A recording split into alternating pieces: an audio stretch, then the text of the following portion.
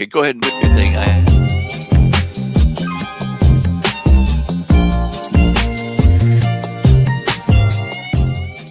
Where in the Folk is not and should not be viewed as a news source. Any names, places, or likenesses mentioned are purely fictional, and any information discussed is purely speculative. Guest opinions are their own and do not reflect those of anyone else. Where in the Folk is not responsible for content accuracy of any stories that are told or what people do with these stories. This show is vulgar, sometimes graphic, and due to its content, it should not be viewed by anyone actually.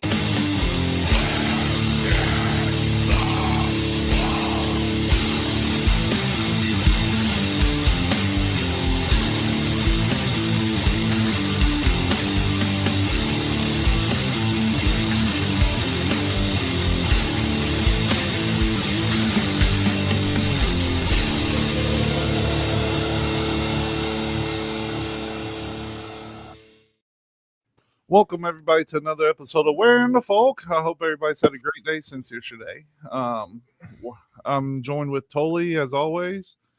And we also have Stephen Hill and a great guest by the name of Stan Deyo. I almost messed it up. You nailed it.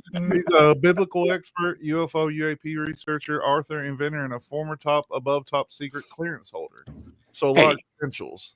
Well, yeah, all that rubbish. People can look at that on the website. Hey, can I share sound when I do share screen? Yeah. Well, I'll tell you what, let me just play. I was talking to you before we opened the show about my Belafonte song, about Deyo. Daylight Come, You Want to Come Home. Let me just see how okay, we've got that. Now the audio.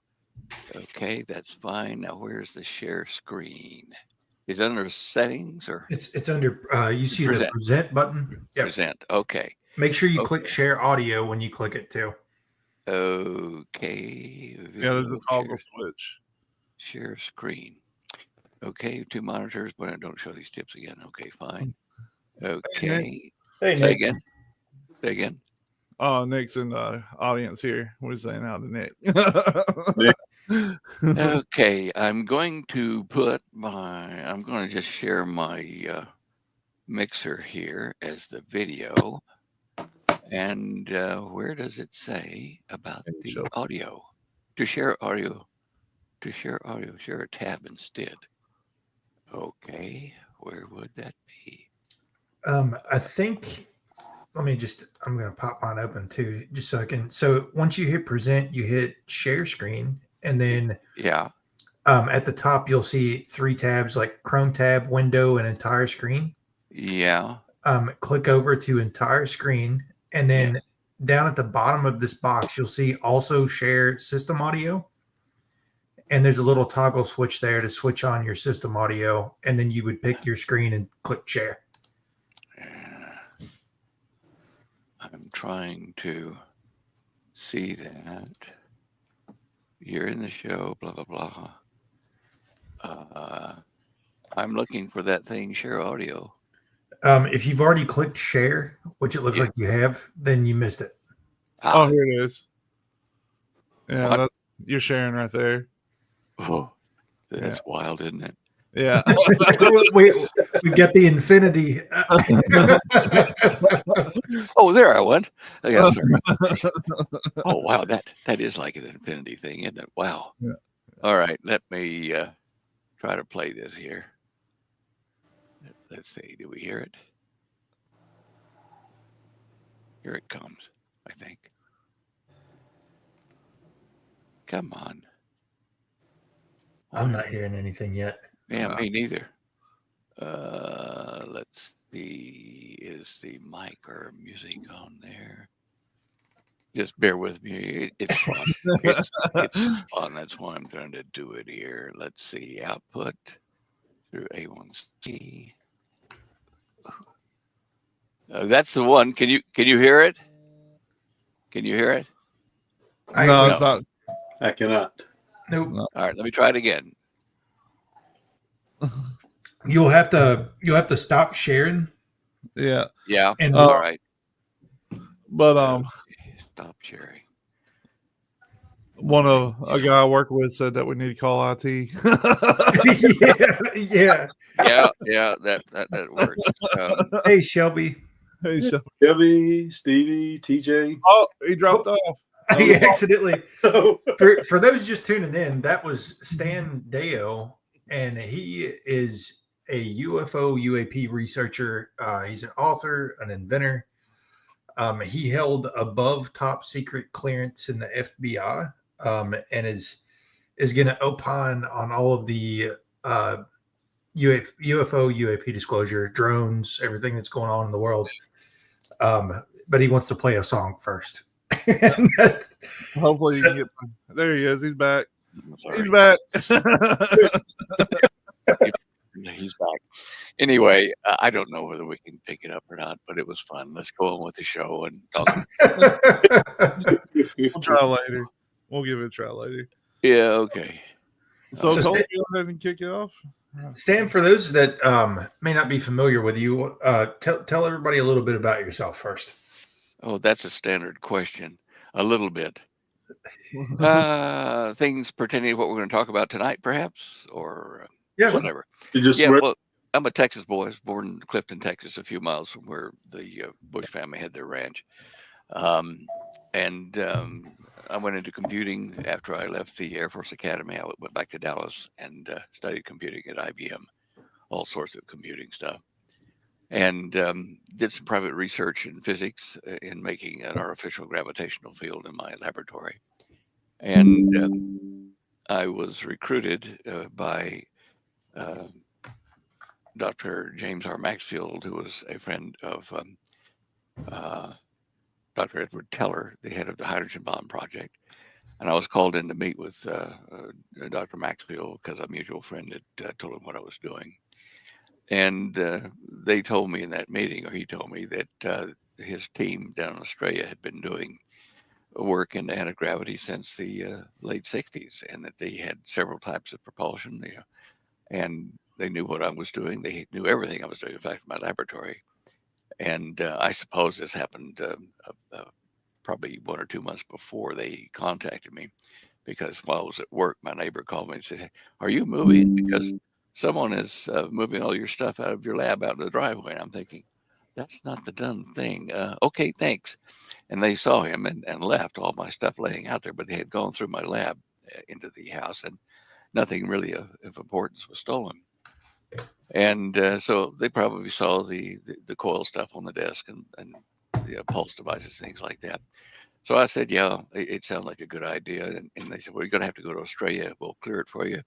And we're going to have the Australian government bring you in the country as an electronics engineer. I said, well, I'm not. They said, well, it doesn't matter. That's what you are now. And, you can fiddle things like that when you got power. And I remember talking to Dr. Maxfield in his office. And when I first came into the office with him, he was a big, tall guy with boots, big cigar, and white coat, because he worked in a laboratory environment there with X-ray and various other things. And he, on his wall, he had all these papers, his diplomas, degrees, and stuff like that. And a photograph of him with Dr. Edward Teller drinking some champagne in a submarine going under the pole. And I kind of figured, wow, these are the mighty guys of physics, Yeah.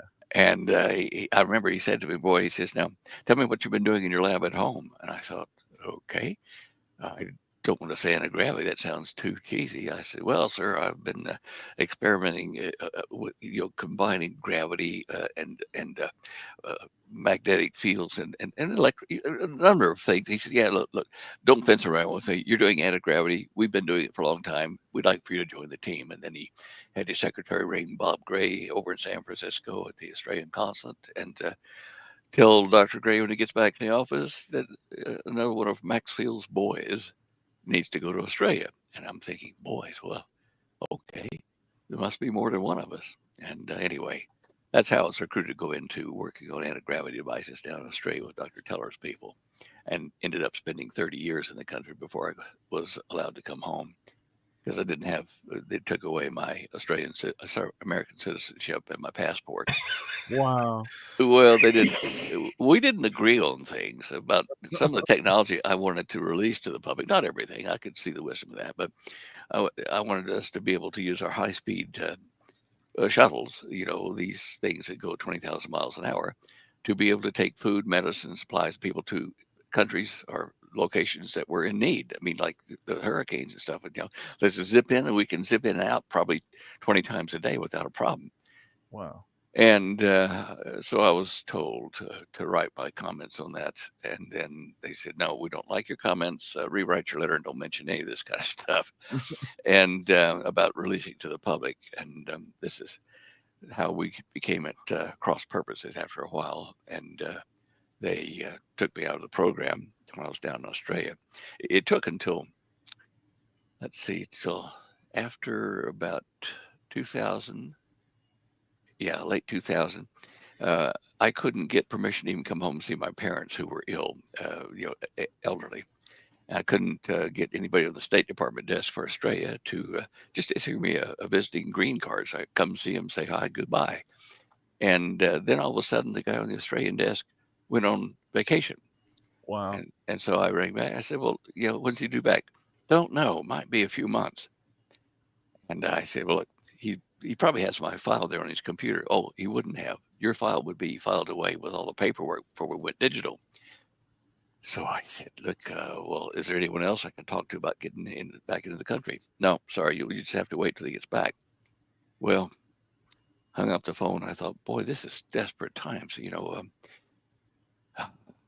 So I had been able to get a trip into the country organized with a film crew. We were doing a documentary on Tesla down in Australia, but we were going to go to Europe. So I knew that we had to transit through the States. So we got a transit visa for me and my team. And, I was in the country no longer than about a day or two transiting. And we did pick up a couple of agents from some agency in California after we landed that tried to weasel the way into joining us to go over to Europe. And obviously it was so dumb. They were just so transparent. But anyway, we ditched those guys, went over after I'd had just a quick visit with my parents. Well, that was before 2000 when I was in real trouble with trying to get this green card. And hung up the phone, and I remembered back in 1995 or 6, I think it was, when Holly and I were in Perth still. And I got a phone call from a lady over on the other side of the country from Canberra, which is like New South Wales area over there, where the government of Australia lives. And this woman says, you probably don't know me. I'm such and such. And I said, no, you're right. I don't. What can I do for you? She says, well, by that time I'd written my book, The Cosmic Conspiracy, and laid out a lot of the things that had gone on privately with these anti-gravity type crafts. And she says, well, look, I was just over at the art gallery here in Canberra. And this was daytime. And she said, I was standing there and this tall gentleman came up behind me, the picture I was looking at. And I turned around. We said, howdy. And she says, oh, you're a Yank. He says, yes, ma'am. He says, what do you do? He says, oh, I'm Secretary of Defense under President Clinton. She says, yeah, right. So he opened up his jacket and pulled out his credentials. And this is me. She says, oh, well, okay, fine. If you're nice to see you, sir. And they, howdy and shook. And then he went off. And she went walking out later in the same area where the art show was going on there. And she saw him standing over listening to a guy talking on the steps there. So she walked over to him and says, hey, we meet again. He says, oh, yeah. She says, if you're really the Secretary of Defense, where are all your guards and stuff? He said, look, you see that seat in the park down there? There's nobody around it. She said, yeah, come down there with me. So they go down to where nobody is close to them. They're sitting on this wooden park bench. And he says, I am. He says, this button here is the one that alerts those guys up around the rim of the park here to come get you. Oh, he says, now what do you want to ask? I'll give you a little bit of a peek into the government. Well, what question do you want to ask? She says, I want to know about UFOs. And he said, yeah. He says, well, there's some things like that I can't talk about. They're classified. I can't talk about it. But there's a man over the other side of your country in Perth who has written a book called The Cosmic Conspiracy. Contact him and get a copy of that book, and you'll see our plan and the reason we're keeping things quiet in that book. We have a copy of it in the Clinton cabinet. We have it in the DOD. And so she rang me up to tell me all this. And I'm saying, are you sure that guy was a Secretary of Defense or just somebody pulling your leg? I said, I'm going to send you, at that time we had to fax it because we didn't have the internet that strong at that time. And I got a dot picture, like a dot diagram picture of Jim Schlesinger and a couple of other guys that it might be. And I sent those across to her. I said, any one of these guys, the one you were talking to? Oh, yeah, that guy right there in the middle, that Jim Schlesinger fellow. So it was him. So I remembered this in 2000 when I was having trouble getting anything out of State Department to get me back to see my parents. So I said, all right. I looked up where he was at that time because he left the government then. He was with Lehman Brothers. And so I rang his secretary at Lehman Brothers. He was out at lunch. And I said, could you take a message for him? She said, oh, yes. I said, well, just tell him one thing. Tell him that Stan Deyo needs a favor. Thank you. The next morning, I got a call from Melbourne from the Australian consulate down there. And they said, oh, Mr. Deyo, there has been a serious mistake made. You never lost your citizenship. We're sending you a new passport. And do you have any children you had here in Australia? I said, yeah, I've got 3. Oh, we'll make all of them citizens of the United States, too. And you couldn't believe all the stuff they were giving to us. I said, well, fine. When can I come home? They said, well, this will take a couple of weeks. Then you can head on home. So, although he never talked to me directly, Jim Schlesinger let me know that I was tuned in to what they were doing. And after that, I found out that King Charles had a copy of my book, and his father didn't.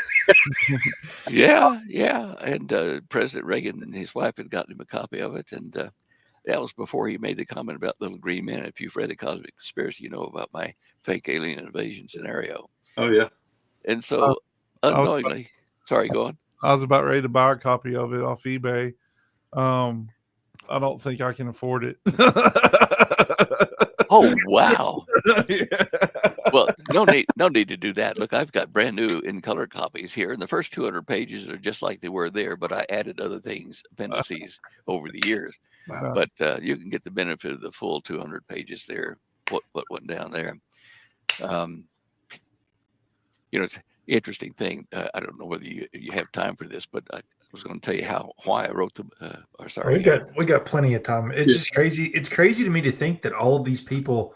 I mean, what did it feel like to you when you heard that like all of these super famous people were like using your book as basically the handbook? You know what I mean? Well, I found out over 2 or 3 years of being told these things, and there was one call that I remember from the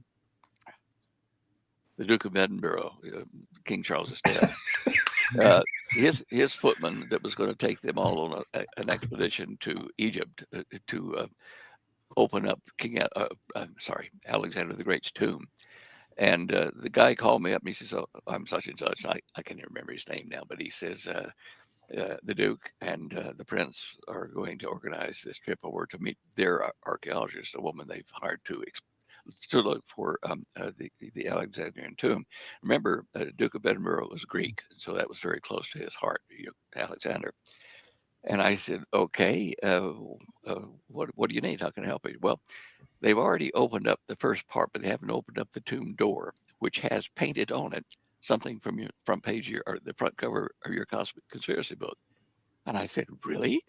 And he said, yeah. And since we're going to go down there, we have to go fairly soon because the water flooding may destroy the painting and stuff. And I said, well, okay, give me a call when you get ready. And sure, I'll go with you on that. And never got the call back. But it was interesting that they called. Yeah. And I tried to track up a Greek or an archaeologist, a woman archaeologist that might have been, because they didn't tell me her name. At least I don't remember it. But anyway, it kind of makes you feel how small the planet is that the rumor market or Stan's book got to all these leaders. Yes. Yeah. You could have knocked me over with a feather. I'll tell you what, I was amazed. Oh, I was flattered, but I was amazed. And then I thought, well, duh, if they've got my book and know what I'm about, where I've been, why don't they just disappear me? Never have. That's a valid question, though. Yeah, and I ask. It's the obvious thing, the elephant in the room.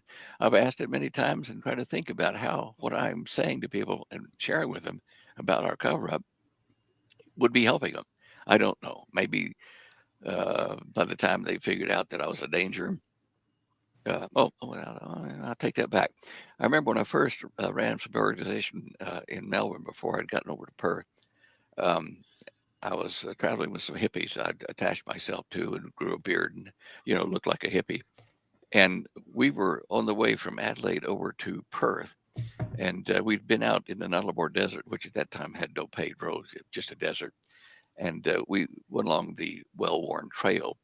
And we'd stopped. I think it was the second night out from Adelaide, and we're having some, hot tea and stuff at a fire. We made a fire pit there and did it. And we looked out in the Nullarbor Desert. You can see like a gazillion miles away. When somebody's got a car coming, you can see their headlights because it's so dark. And so we saw this car coming from Adelaide, and it kept coming and it kept coming. And we thought it'll zip on past us and we'll see him on the way to Perth. Well, no, he stopped and came off the dirt path and said, you guys, can I share your campfire and have a cuppa with you? And I thought, okay. Now, at that time, I'd already started going under an assumed name to hide from, well, we had FBI looking for me. We had the Soviets looking for me. We had ASIO looking for me. So I changed the name to just be a bloke out there, a Yank, a hippie type. And I'd call myself Noah Davidson. And all my travel companions knew that. I mean, they were helping me hide. And this guy sits down. Where does he sit down? He pulls up next to me over this stump and stone that I had to sit on. And he's on my right side, and he talks to all of the people and to me there, the other three and me. And we talked about, life, death, conspiracies, UFOs. And when he started talking like that, kind of, the alarm bells kind of went off. I thought, who is this guy really? Now, he's not on a straight. He's got a different accent. And he was built like Odd Job in the Goldfinger movie. Remember Odd Job? Okay. And he was tough, and he was bald. And I thought, well, all he needs is a little black hat with the ring in it there. That's good. And he leaned over after the conversation kind of died down and people were sipping their hot tea and stuff. And he gets into my right ear and he says, Stan, I know who you are. I've been sent here to kill you. Nice. That's a real conversation stopper, let me tell you. Yeah, I can imagine. I had nowhere to run. He was that close. He could put a shiv in me. He could have broken my neck, anything. And I thought, okay. I said, who sent you? And he said, well, I'm I'm from the Vatican, kind of. I'm a Jesuit priest. And I said, nice. Well, okay, that's good. What do you want with me? He says, well, they wanted you to just disappear out here in the desert. And now that I've had a chance to talk to you and see what your thoughts on all this are, your reasoning of what you would do if you were able to help people with this UFO situation, I am going to say I didn't see you. I'm going to go on to Perth. I've got meetings with the government over there, and I'm going to leave you alone. And I thought, okay, just get up and leave me alone. Don't say that without moving. And so he got up and he went over his car or his kind of Jeep looking thing. And he says to the other three, he says, enjoy the chat by the fire. You guys take care. And off he drove. And I went to look for a change of underwear. But, I imagine so. I couldn't imagine being in that situation. Well, that was where when you say, why didn't they wipe me out or kill me? Well, that was the first time that I had to think about that, seriously. And after that, there were no kind of obvious attempts to take me out. There was an attempt in Perth to break into my classified file at ASIO headquarters. At that time, I had the help of ASIO, Australian Security Intelligence Organization. They kind of watched over me there in Perth to be sure nothing happened because they were like Texans. We all agreed on a lot of things in life, and they were keeping me safe. Well, one morning, my control agent with them, he's a little odd job himself. He's a karate guy that they assigned to the Prime Minister of Japan whenever he visited Australia because he was so well able to take care of people. Well, anyway, he rang me up and he says, meet me at our usual place. I want to talk to you. So I met him, and he sat down with me and he said, we had a break-in at ASIO headquarters in Perth this morning. A man was shot dead after grabbing your file and trying to escape with it. And, I thought, dang, I didn't mean for anybody to get killed. Oh. And he says, well, we stopped him, and I just wanted to let you know that you got to kind of be cautious. I also had an Army lieutenant that they assigned to me there, a Royal Australian Army. And he carried a 45 caliber pistol under his armpit. He called it Mother. And that was half the name. But anyway,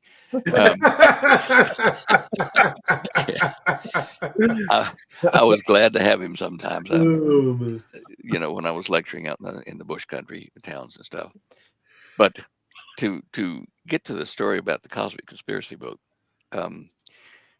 I didn't set out to write a book at all.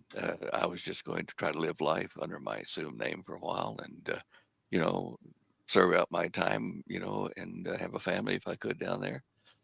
And one morning I was renting a house in Dianella there, and I found in a couple of rooms that I need to store stuff in these big wooden armoire cabinets. They're nicely made cabinets where you put it's like a portable closet, right? And I had two of them in that house. The owner of the house put them in there. But I said, look, can you move them out? He says, no, toss them. I don't need them. So I put one of the big ones in the back of my station wagon and headed off for the dump or the tip. What do we call a garbage dump here? Garbage dump or something? Landfill? Oh, okay, landfill. Okay. So I went out to the one for Perth there and got in line with all the other cars and watched their big D9 dozer, shoving stuff off into the valley below and into the landfill. And it came to be my time. And so I backed my car up to where you dump it off, opened up the trunk, the boot, the trunk, and started to pull it out over the back door that I'd laid down. And I got it about out to the edge of that. And the guy right behind me in line says, oh, wait a minute. Are you throwing that away? I said, yeah. He said, can I have it? I said, oh, sure. And our conversation was, not secret, not silent. It was able to be heard by people around us. And I didn't know this one guy standing over there by the D9 was the manager of the landfill. And they have the rights to get anything that touches the ground there and take it for themselves, sell it, do whatever they want. He said, oh, you can't do that. You can't give that to him. And I said, why? And he says, well, it's, when it touches the ground here, it's ours. I said, yeah, but it hadn't touched the ground. It's still sitting on the car. So the guy behind me that said, can I have it? He stepped up beside me between me and the guy, and he says, I'm taking it. And the guy says, well, I don't think so. And signaled to the D9 driver, take this, the other guy that came up, take his car and shove it over the side. well, this is a drama. So the guy reaches in his pocket, pulls out police badge and says, do you want to really do this? Everybody stopped. And he says to me, follow me. I'll take you to my house. You can unload it there. So off we went. As we went through the gates going to the landfill, looking behind me, I could see a bunch of other cars that were there behind us now coming to see what we're going to talk about at the policeman's house. So we all get over to his home. It's daytime. And he says, look, you guys want to come in and have a cup of tea with me here? And we'll talk about today. It was fun, wasn't it? So we all did. And we sat around for an hour or two there and having tea and crumpets and whatever. And in the process of it, one of them asked me, he says, how come you're here, Yank? And I said, well, I did work in, flying saucer technology and anti-gravity and stuff. And I've left the program now under a little bit of duress. And so I just keep a low profile. And that was it. Nice conversation with a bunch of people at the garbage tip at the landfill. We left.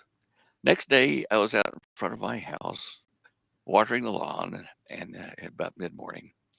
And this car drives up. And I don't know that I remembered it, but out comes one of the guys that was at that policeman's house. I remembered, his beard and stuff. And so he says, hi, I'm Hugh Kitson. I said, hi, Hugh. How can I help you? He says, we're making a documentary on the UFO situation, a cover-up with Steven Spielberg, a few other people here, up at Channel 9, up the hill here. And we'd like to have you come in and be part of this show. Wow. I thought, well, okay, I've already talked to him about it, so I guess it's not that secret. So, you know, they scheduled a day, a couple of days later, and I drove up to the thing, and you know, they said, we're going to take you out here. We prefer to do it at your home or apartment close by to make it look like it's an interview in the field. I said, okay, fine. So we sit down.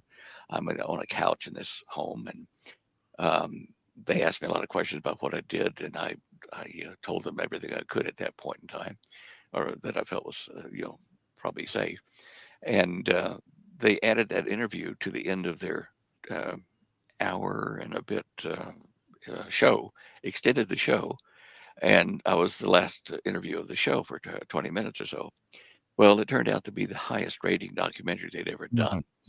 And the people wanted to see more, so the channel said, we're going to do 3 follow-up shows, and you'll be interviewing people that have sighted UFOs in the north. That's how not to keep a low profile.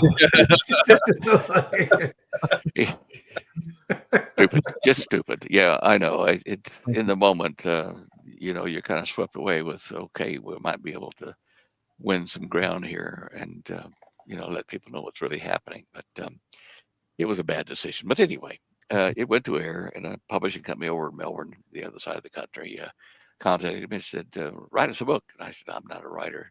Well, we'll assign you a ghostwriter. I said, okay, fine. So the first ghostwriter got burned out. He said, oh, I can't finish this. So the second one they hired, he got burned out and couldn't do it. And I'd already signed a contract with him to do the book. So in frustration, I flew back over to him. I said, look, you guys are having trouble. Obviously, just let me take it back, and maybe I'll write a book. You know, don't worry about it. Went back home with the rights to write my own book. So I started writing, and I tell you, I'm definitely not a polished writer, but I had my wife, you know, type it out on an old-timey typewriter. We didn't have word processors back then. And I'd spent, several weeks dictating about 2/3 of the book. And one morning I got up and I realized my approach to this was all wrong. I needed to say more and say it in a logical manner. So I said to the wife, please don't hit me, but I threw all that in the trash. Oh my God. Yeah. Stupid is written across my forehead. You know, I wasn't popular for a few days. And but anyway, I got down and started writing the book in a logical form. And when I'd finished the Cosmic Conspiracy, I had 200 pages of a book. I had a front cover designed by me, but painted by a friend of mine at the art department of Channel 9. And I had coded the book so that each section, each major third of it, said a certain thing, and the words that were used on certain pages were grammatically correct for that kind of a statement. So I encoded this all into the documents so that Freemasons that reading it could say, oh, I know what he's saying here. Yeah. And only Freemasons probably would understand it. So I didn't tell anybody that. That's fine. I must tell you that after the book was published, a Japanese man kept calling me at my home saying, I have to know what the secret is. You know, he was absolutely destroyed that he didn't know the secret. And I said, oh, don't worry about it. It's just, you know, private code and stuff. But anyway, so I wrote it all down and, you know, she typed it out. And a friend of mine over on the other side of the country in Queens, I had a Christian bookstore. He said, he saw the interviews. He said, look, if you're writing a book, let me put in an order for it and I'll help fund the printing that way. Oh, well, gosh, a few thousand copies bought in advance kind of helps. So I said, yeah, sure, thanks. And so he bought them and we got rid of 5,000 copies in about 2 weeks. And Nice. yeah. And That's awesome. now then, of course, I think we're over 300,000 in English. French were less than that, and the German even more or less, but still. That's how the book came to be written, the coincidences that led to it. There were a lot more in between that I haven't remarked about or told you about because it's just, you know, more of the same things. This is a miracle. This is unusual that this person came into your life at that day and that time, blah, blah, blah, blah. Now, that's the story when I was down in Australia. I went down there in 70, one in September, I think it was 71 September. Yeah. So for those, I'm going to interject with a question.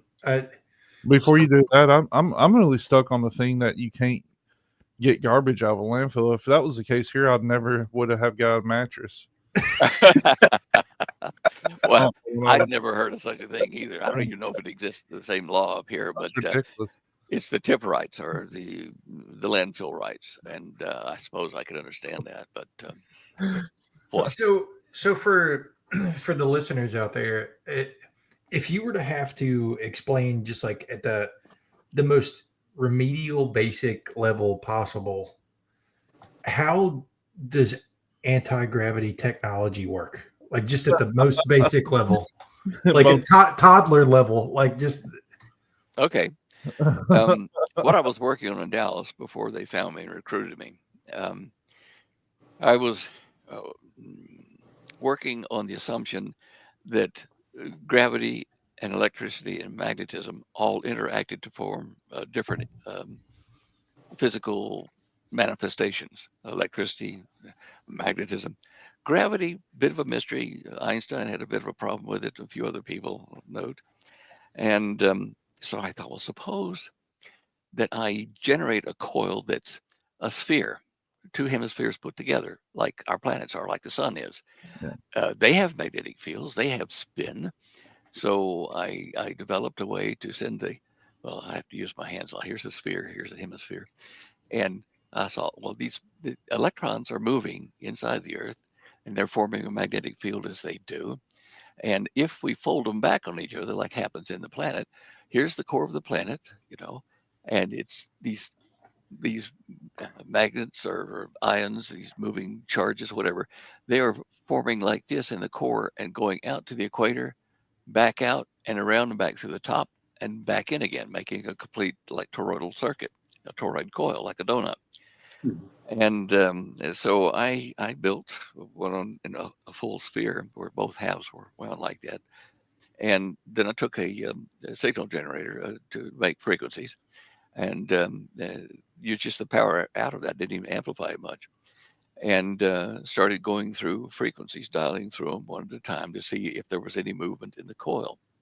Well, I hit this one frequency and suddenly I felt like I was bending over into the coil and I looked ahead of me and the wall and the door and the laundry room and ahead of me there in the office, they bent toward me like they were on, like saran wrap, squeezed the light toward me, and I felt nauseous. And then it stopped. The coil had burned out, and so to this day, I think that it was affecting the light, or perhaps it was just affecting my brain, but it did work, and I thought, right, there's an effect there. And that was the first time, the basic way to look at gravity was that it was caused by particle motion in the fluid of space, in ether space. Now, that happened, and I was really curious about it. I think that was happening near Christmas time that year. And my secretary at the office in Dallas, where I was in computing, she gave me a Christmas present early, and it was the biography of Albert Einstein. And a little paperback thing. So I was sitting there in my den there in the lab, and my wife was sitting down the floor, wrapping packages and stuff you do at Christmas time. And so I was happily reading away about Einstein and his problems and what he thought about this and that. And it said on his deathbed, even, he was still consumed with the idea that action at a distance without a medium to convey that action was absurd. In other words, how can light go from the sun through empty space, nothingness, over here and become light on a planet or in your eyeball or wherever? It had to have a medium because it behaved like a wave and like a particle too. So it's a wavicle. And he was frustrated with this. And so I thought, wow, well, I'm not Einstein, but I've got a chalkboard over there. Let me just go over there and draw a picture of the sun here and put some dots that are like, I don't know, something in space, particles or something. How can a vibration over at the sun being light bounce out and self-propagate itself all the way to wherever it goes? And then I thought, there's so many things wrong with that idea. So I erased it. And I sat back down and picked up my book to continue reading. And as sure as I'm sitting here, all of the words in that book were in a foreign language. I could not. I mean, they're like Cyrillic or something. They were terrible, and I couldn't read. And I said to the wife, I said, "You're not going to believe this, but I can't read." She, being practical, said, "Well, you were working on something on the board. Maybe your mind is still over there. Go do it." And like it's an everyday thing, which it wasn't. And that's why I said, "Okay, fine." Put the book down, took the eraser back over there, and I thought, well, let's see now. Put my eraser up there. I said, "Look, I want to ask you a question about what I'm drawing." She says, "Oh, before you erase that, who is that?" I said, "Who?" She said, "Well, stand back and look at your chalk marks, or your eraser marks." And I did, and blow me down. It was a profile picture of Albert Einstein. Wow. Out of my eraser marks. And I thought, Woo. this is cool. She says, "Don't erase it. Don't erase it. I'm going to show the neighbors and the family." Okay, she's now, sit down and leave it there. So I went back over and I picked up the book, and it was in English again. And boy, I was really mystified by this. Finished reading what I was going to read that night, went to bed, and had dreams, vision dreams of equations and relationships and things that I never played with. And this went on, off and on for days. And I had then realized that space is a fluid, a very fine structure fluid, and then everything we see, gravity, light, electromagnetics, all that is a function of spin in the fluid. And as years passed, I looked at galaxies. Well, galaxies all have spin, and they have spirals. Why do planets orbit around our sun exactly where they do? And if they're pushed out of that orbit, they come back. Like, Venus was knocked out of its orbit and came down to where it is now and spins backwards. And in the process, I was able to realize that all gravity is a function of spin in a fluid around a central axis and how that spin interacts with the fluid space around it, everything. And, as time went on, I got older and I learned a lot more about that process. I can say to you that all gravity has frequency. All gravity is one directional, but the effect of it is two directional. Take a bucket of paint with a stirring rod, put it down in this thick paint and start stirring it. You'll see that standing waves form, little circular ripples. It's just stand at certain speeds of your drill. It's not going out toward the edge of the bucket, to the edge, and not coming in. It is just a stationary wave around. And sometimes if you're clever and faster, it'll do two waves. Those are called standing waves. The thrust of the stirring rod in the paint pushed it out. It reflected back. So you had a diverging wave and a converging wave. And where they coupled together exactly, you form a standing wave. And that's where planets all orbit, is in standing waves around our spinning star. Wow. Same everywhere. And gravity, it's really two directional. Even though on the surface of the Earth, you think it's one directional, but on the larger scale, like with the Earth, if you were to drill a hole all the way to the core of the Earth and then drop, a ball, a bearing, or whatever down it, you would expect it to go all the way to the core. But no, even standard physics says it won't, because the gravity from the other side of the planet would neutralize it, and eventually it would stabilize in the core. They tried this with a mine shaft, I think it was in South Africa, where they dropped steel ball bearings, probably an inch diameter, down a deep well, straight well they'd done for the purpose of seeing if gravity changed going down that hole. And at the bottom where they had the sensors, a number of these ball bearings didn't arrive at all. They just didn't get there. So when they started investigating, sent a camera down, they found them. Like if this is the depth of the mine shaft, down about right here on the eastern side, they were all stuck into the wall. Gravity had gone sideways. Wow. And it's because of this divergent, convergent wave thing. There was a null there. So gravity from the Earth to that point would pull down. And if you push through that point, gravity would go the other way, back up like this. You'd have the divergent and convergent waves. And that's what these experiments show. The easterly vector of the spin of the fluid of space here is what creates the illusion that gravity is one direction. It's really two. Yeah, because I'm sorry to interrupt here, but some of the moons that circle around Jupiter actually spin in the opposite direction of the rotation of Jupiter. Yeah, and that's probably unstable for them. If you keep an eye on our planet Venus, it used to orbit further out, and whether it was a comet or whatever, something collided with it and kicked it into its present orbit, which is a stable orbit, but it was spinning backwards for that. It wasn't going, it wasn't going in the right direction according to all the other planets that go around our sun. Right. You'll start seeing things form, like even Mars had this, believe it or not. It threw up. Venus is going to throw up some lighter rocks and stuff as it starts to change its spin and either flip upside down or slow down and start up again as a dust cloud, then recongeal. I think it's going to flip. It's going to have to be to be stable. It's going to have to go with the flow around the sun, like you were talking about, Stephen. Yeah. With Mars, that's I'm sorry. I'm sorry to interrupt again. I'm sorry. Oh, please do. I go down rabbit holes everywhere. No, with Mars was the planet ancient civilizations used to be absolutely afraid of. Is that, and it was around 701 BC whenever all the calendars changed up, if I remember correctly. Was that? I don't know that they have changed up. Are you talking about, Gregorian calendars or what? Yeah. Some of the calendars, they started adding days and stuff like that. Oh yeah. Out. So it's I was just kind of curious. I mean, you're talking about all of this, and well, look, Phoebus and Deimos, the two moons of Mars, right, I don't think are the only moons it had. I think there were three. Okay. If you look at the images, both in infrared and visible light of Mars taken by our various explorer craft, you will see there is one place that is most unusual. It's like a scar on the surface of the northern hemisphere of Mars. Yeah. And it has, like, here's the point of the scar, and then there's this trail that looks like a wake in the rubble of the surface. Now, Mars, we know, has water deep underneath what's there now, and a lot of red dust covering the planet.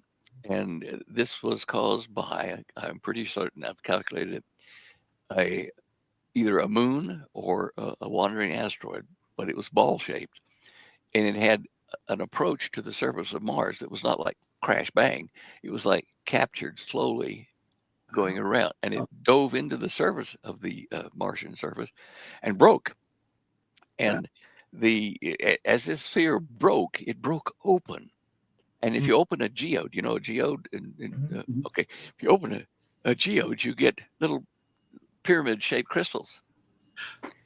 And so I'm pretty sure that most planets, that form a normal gravitational field and then cool, form a hollow space as everything in there crystallizes and forms a more, efficient use of space. And so they have a geode-type interior. Now, this thing that hit and broke like that, it rolled forward and broke open, and you'll see that the face on Mars is one of those fragments like this. And you'll look at the shape of the thing. It's not exactly a pyramid or a face. It is the sides of a geode. Here's the outer diameter, here's the inner diameter, and so the crystals that form slope like a pyramid, a flat pyramid, in toward the center.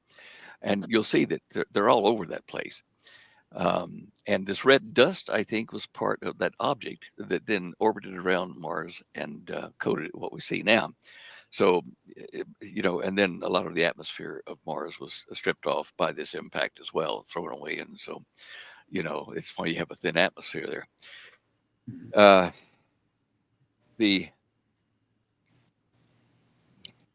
see, atoms are like planets in a certain way because of the orbits of electrons around them.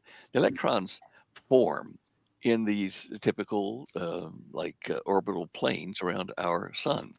And you can have multiple planets or electrons in an orbit around the core of the atom. Everything in the universe that we know that has gravity has spin of its major structure and spin within its subcomponents. All of these things that form mass or spin around an orbital center in the fluid of space. Now, what are those made of? I don't know. That's kind of for the next generation to figure. Yeah. Yeah. You know, an interesting thing when gravity, when the spin of an object starts to slow down, it starts to throw off shells. You know, it can't support them any longer. And our Earth is no different. You might think our Earth is solid all the way down to the core, but it's not. It has shells, gravitational shells. And recently they've found even a large amount of water in a sea submerged underneath. Oh, yeah, I heard about that. Yeah. Mm-hmm. Okay. Well, there are things like this. And as far as a hollow Earth theory, it's not exactly hollow, but there are hollows within it. Yeah. And these shells where gravity reverses and then comes back this way and stabilizes. All right. As the planet slows down, it will no longer have enough support for the dirt it's collected up here on the top, you know, on the crust level. And eventually that will, you know, fly away, disappear, gone. And that'll take probably another impact or two of some large asteroids to break it up and move it out. That's quite a while in the future, a few thousand years. So with this layer business and with the shells, as you age the universe and all the particles in it and the galaxies and whatever, everything is getting bigger. The universe is expanding. Things are wearing out. Planets are going nova, supernova, whatever. The galaxies are spreading out into globular clusters and then nothingness. This is because everything is winding down. There was an initial event. The Big Bang was a huge surge of energy into this stagnant sea, the ether space. And it was like walking into a crowded, dark bar room where everybody's smoking cigars and you come bursting the door and go, and, you know, that just sends out I like curls. that analogy. Yeah. It is. And it's an interesting thing because it's how you explain entrainment propulsion. I'll explain that too. But when you come into that bar room, it's packed with other cowboys all drinking their beer right up to the door, the saloon doors. If you come in and you go and shove the doors open, get out of my way, I'm coming in, you're going to meet a little resistance. That's friction, right? If you, however, come up to the saloon doors and you say, "Hey guys, let me just open these doors. Say, can you make a hole for me there and let me get into the bar?" Sure, okay. And they make a hole for you all the way over to the bar. Now, that was because you entrained, you asked to have a place for you to drop into instead of shoving your way. And that is really the most efficient way to travel in space, even if you're going hyperlight velocities, is to pulse a curl ahead of you and around you, and you open up a hole for you to fall into. It's a really, really instant, excellent way to do it. But anyway, I digress. The Earth, the solar system, our galaxy, the galaxies, space, the universe is all winding down. And it's aging quicker than the physicists can tell you because they are ignorant of well, they are ignorant. That's not stupid. They're just ignorant. They aren't educated into the passage of time in our universe. The speed of light at the Big Bang was faster than now. Yes. It was 10 with 60 zeros behind it faster than now.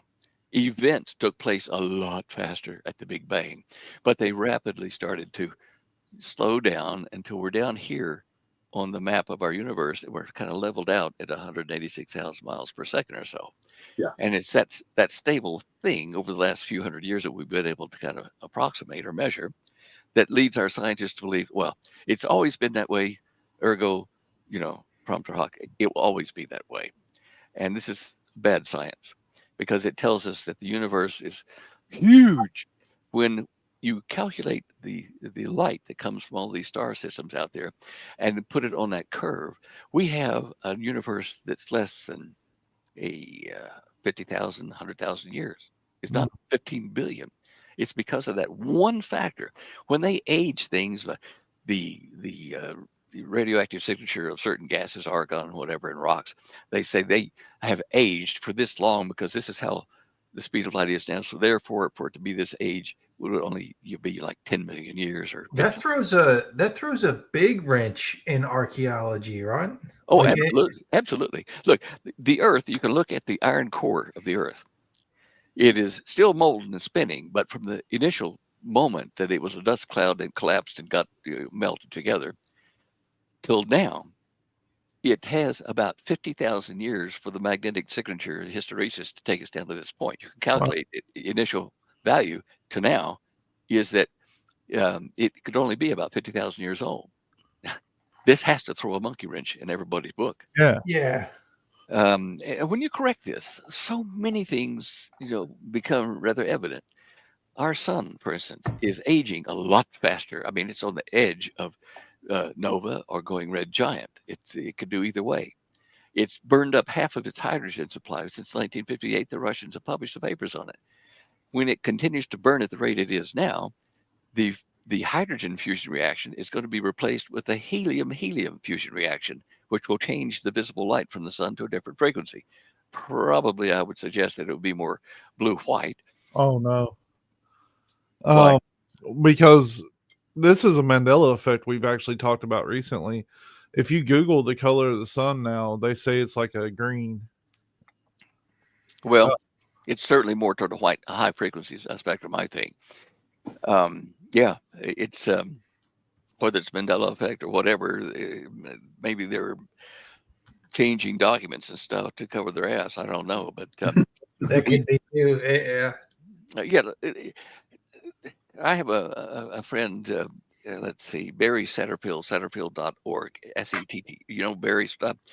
I knew Barry down in Australia. We spent many a late night after midnight talking about the physics of the universe and how everything worked. Mm-hmm. I can't tell you how much I support his work. He is just brilliant. And he picked up the work of an astronomer that died, and the state of South Australia appointed Barry to go through his records and notes and put all of his papers together and publish them. And so he stood on his shoulders, to be where he is now in the scientific community and in the Christian community for prophecy. Using that, and I can't remember the astronomer's papers that he was reviewing. It's in his website, but when you look at his papers, the doctor that he was, taking all his work and putting together, said the Earth used to be spinning vertically like this in its orbit around the sun, but now it's 21, 22 degrees sometimes, at a tilt. It has been in the early stage of its tilt like this, 24 degrees off center.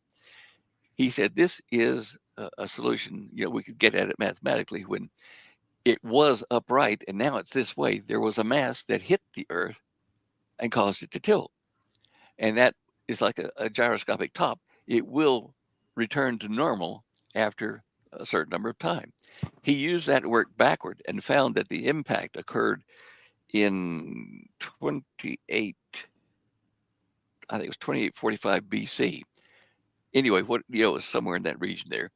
And he said that at that point, the Earth was upright, but then this large asteroid hit and tilted us, and the planet will wobble like a top and come back up to vertical in time. Right. A long time from now, but still it's going to do that. So you could work backwards and figure that. The asteroid that hit was the one that I discovered the impact zone for in the Indian Ocean, the Kutapa. I call it the Kutapa asteroid because no one else had discovered it yet. And now modern physics and bathymetry and various other things are doing have proven that in the area where I picked the impact point, something did hit us big like that and broke Pangea up and spread the nations out rapidly, not at a few centimeters per year continental drift. It was catastrophic separation. Wow. And so using his work and Barry's subsequent work on the timeline, because Barry went back a few hundred years to where scientists were measuring the speed of light crudely, but allowing for the era and the way they were detecting the speed of light, and up till now were very refined. You can see that from 200 or 300 years ago, say the speed of light was here, it's continuing every year to diminish, to become slower and slower, because the density of space is getting spread out to low density. And if the light has to travel in a fluid medium, if the fluid medium is thicker around planets but thinner in between and getting thinner and thinner, it tells you that the universe is dying. It might regenerate. If you read the Bible in Revelation, we're told that the earth and the heavens will melt down in a fiery meltdown, and everything will be destroyed. But yet, everything will be remade. There will be a new heaven and a new earth. The whole thing will be started again. But right now, we're going to a point where this is fiery destruction. Why fire? Because when you unwind a spinning thing onto like a ground or whatever, like if you just throw your top on the dirt and spin it, it's going to heat up the dirt from the energy of the spin when it slows down. And that heat will be, like a fire, but at low temperature. Mm-hmm. So what's going to happen is we're going to see rapidly now over the next 1,000 years or so, more novas, more supernovas, everything bursting, running down. And as they do, they're adding to the motion, if you want to call it Brownian motion, but the motion of the subparticles of ether space. This heat will be distributed, and there will be a point where the majority of the mass is now, concentrated into dark energy, and dark matter and galaxies that we can see.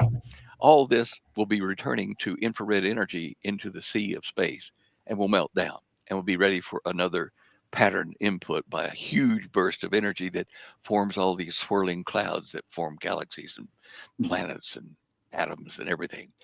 It's marvelous when you think about it, the mind that has created this. But it's a so that's very interesting. You talked about that. That's certainly mentioned in the Bible. So hey, and on our star, the Old Testament prophet was Jeremiah or Isaiah. Anyway, one of the Old Testament prophets of note said that there will become a time when a dust cloud will spring up around our sun. Then in more New Testament structures about the tribulation period, that one day the sun's light will suddenly be 7 times brighter than normal. Now, for people on the planet facing that, that's a death sentence. It's instant barbecue. And it says a third of the green grass and the trees all be burned up at that time. Mm-hmm. Now, the sun is here, and we're here, little thing here, and we do a 24-hour rotation. If this burst of light happens, it'll be a super flare, and it will hit the surface of Earth, and the rays of these various frequencies coming will not all just angle at right angles to that. They will come and they're like spreading. So you'll have an intense zone here, and then these rays will bounce off. Won't be quite as bad. Yeah, and in Zechariah chapter 14 is where that's at. Say that again. Zechariah chapter 14 verse 7. Thank you for that. I'm getting old and forgetful. But, no problem. No problem.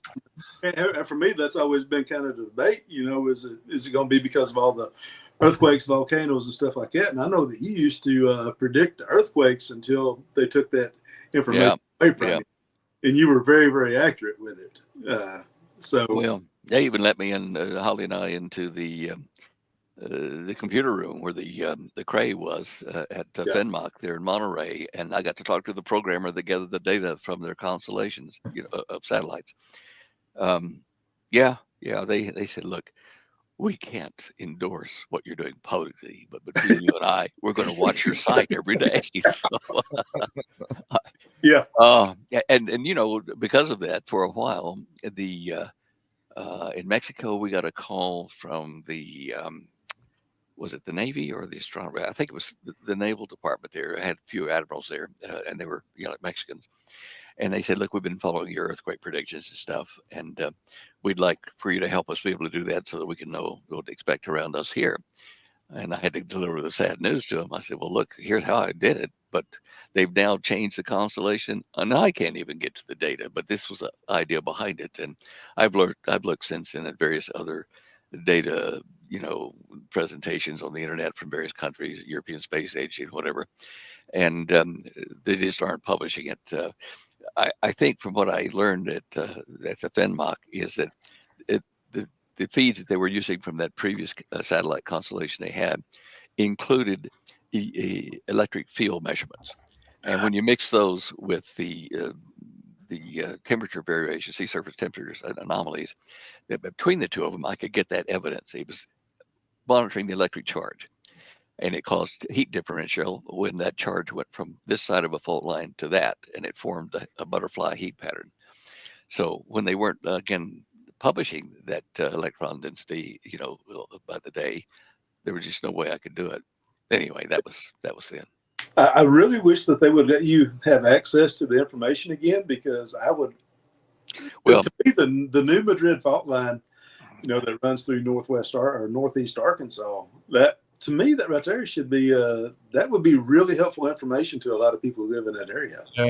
Yeah, it would. And then let's suppose that they did allow somebody to publish that information daily, and the publication came out and said, "Oh, by the way, pack your bags because." Yeah. I mean, this situation did happen over in the Philippines at Pinatubo, where we had a military base. The USGS personnel there had been monitoring the status of Pinatubo and realized that it was very close to a big eruption. Yeah. So they were faced with this: do we tell everybody? And it doesn't happen, and we're discredited. Do we tell everybody and scare the heck out of them and create panic? Or can we get to the government to do it in a controlled warning in a fashion that will save lives, which they did. And the eruption did occur on time. But it was their concern that they would be discredited or would cause chaos. And if they did it, and it didn't happen, they would form chaos unnecessarily and hurt people. So these scientists are just humans like you and I. Well, I guess most of them are anyway. I don't know. But you'd be faced with the same, drama. Okay, Stanley, you say that the sun is going to throw off a dust cloud, and then this bright flash of light, and the dust will come between the sun and the earth and the various planets as it moves out and change the density of the cloud around us so we can't see a third of the stars or something. And will you tell this to the people for us, and scare the heck out of everybody? Or will you just kind of be a unofficial source out there shooting his mouth off, and who can be discredited or whatever if necessary? Or do we just say the end is coming? Or do we say global warming is caused by cow farts and car emissions? You laugh, but true. If you're the head of the governments of the world and you realize that it will be anarchy and complete rebellion all across the planet, just craziness. Yeah. If you tell them you have no way to avoid or mitigate what is coming, but if you say, here's the real villain, and if we monitor, cow gas and car gas and that kind of stuff, if we do that, you have a chance. Well, okay, that's an offer you can't refuse. So you do that instead of just sitting down and dying because you can't stop an act of God from the sun.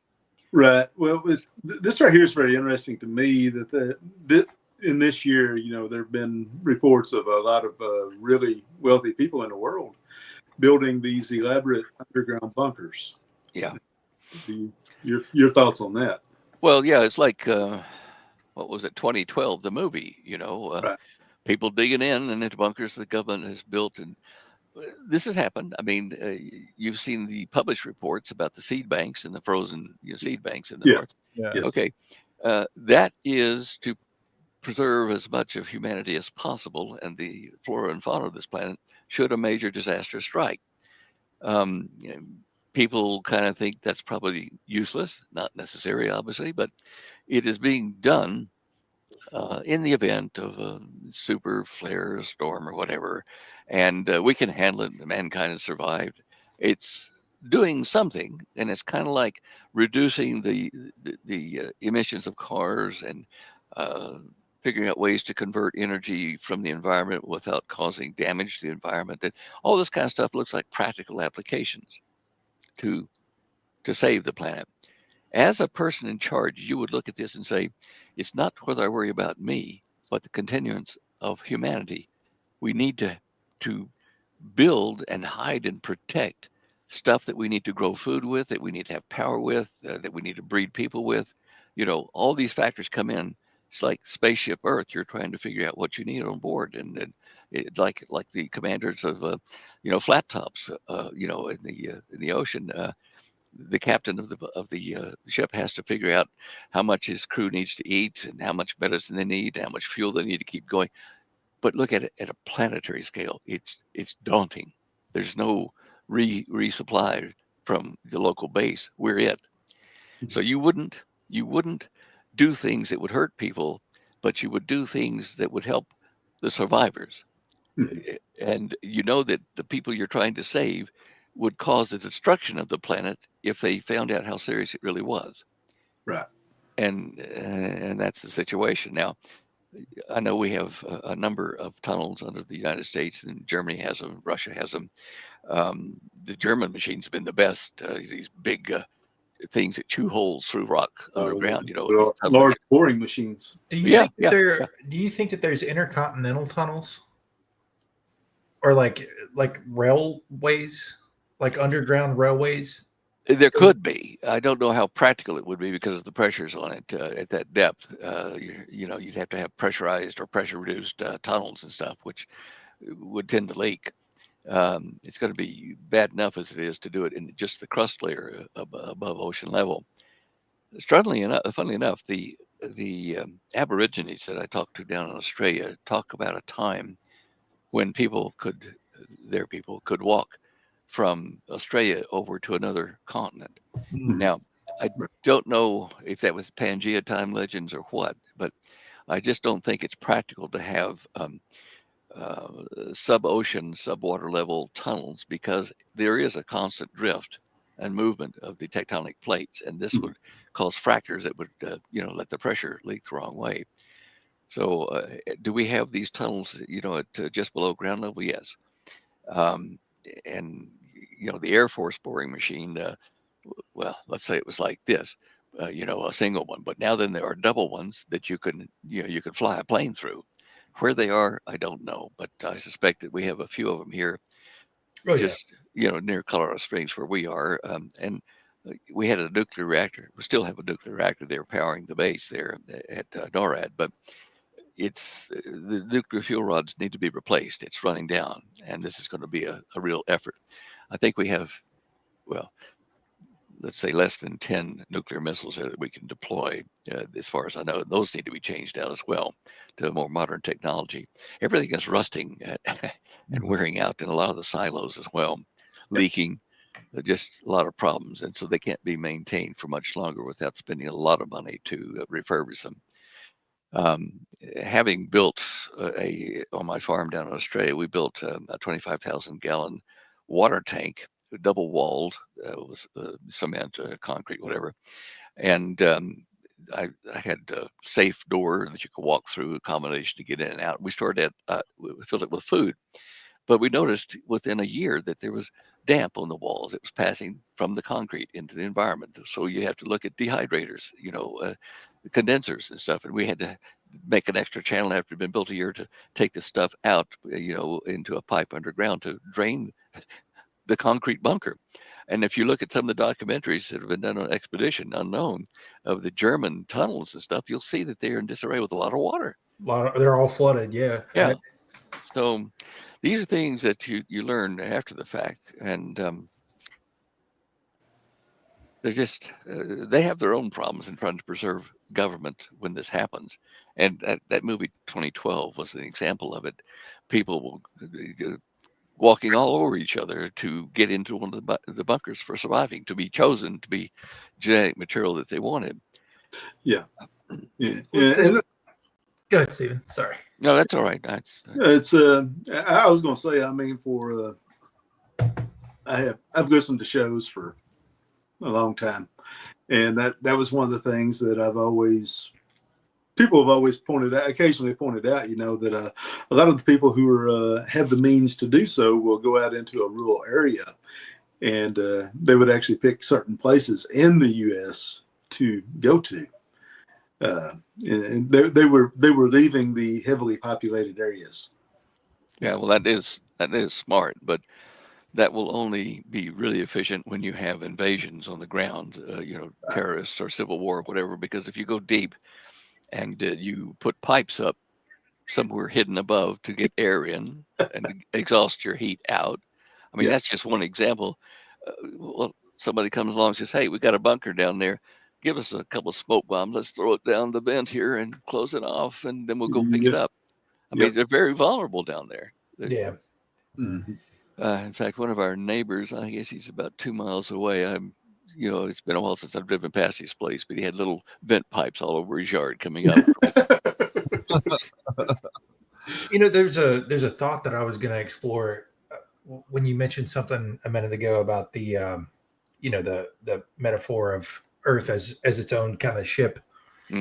All of these technologies that we know that there's been either declassified programs or early 60s 70s documentaries on different more effective energies than what we're using today, like all of this technology and stuff, if the drivers of the ship of Earth are really we want to do what's best for everybody and better humanity, then why are all these technologies hidden instead of being used practically to improve overall human existence?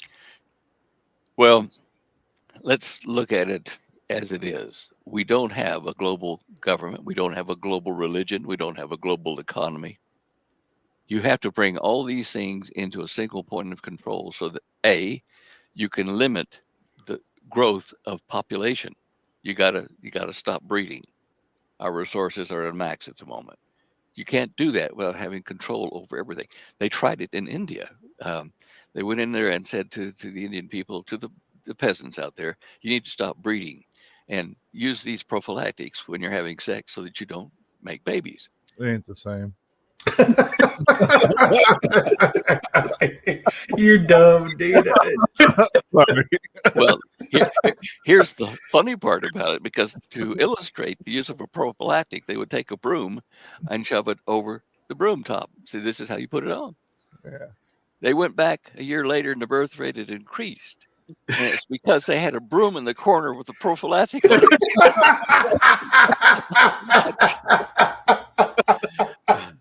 Amazing.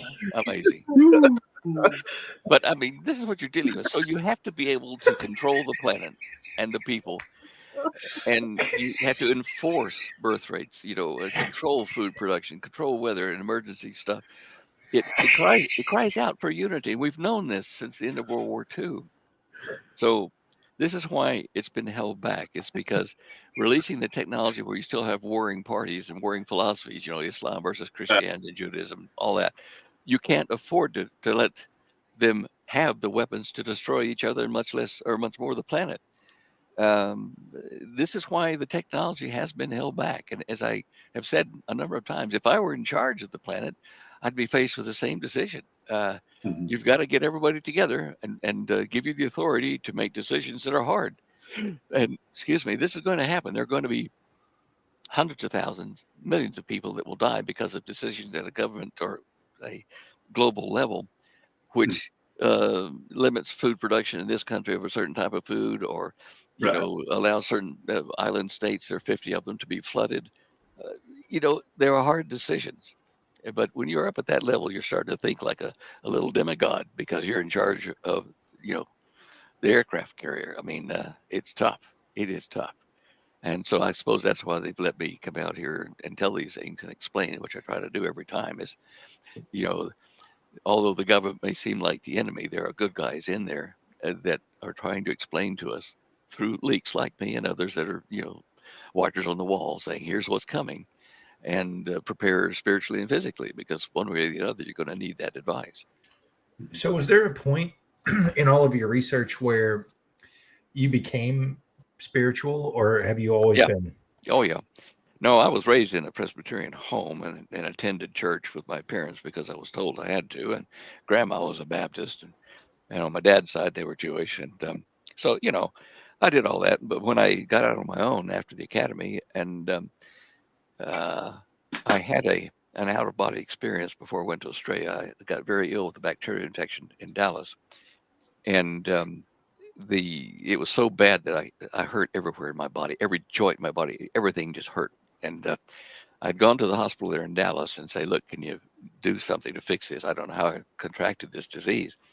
And they checked on it. And they said, well, it's a bacterial infection of some sort. Let's try this test drug we've got called acromycin 4, which is an antibiotic that we commonly use now.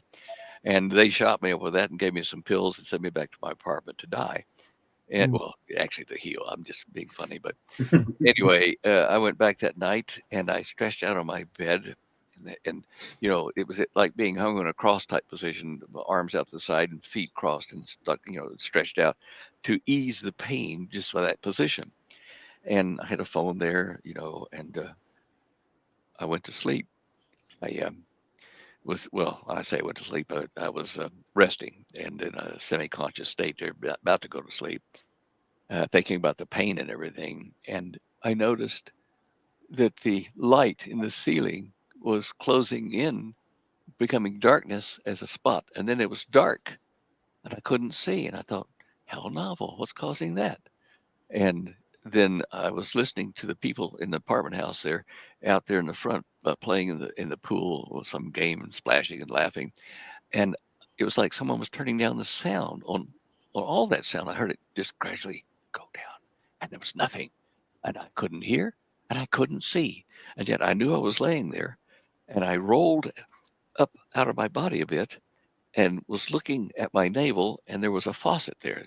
Why it was there, I don't know, but it was a slow drip. And as this drip of water came out of it toward my navel, bang, I bounced right through the ceiling like that. And I was out into this smooth, velvety darkness and traveling at a rate of speed, huge.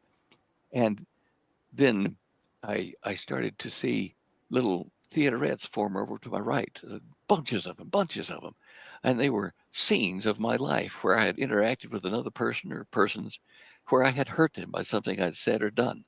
And I sat like a judge saying, that wasn't right, was it? That wasn't fair.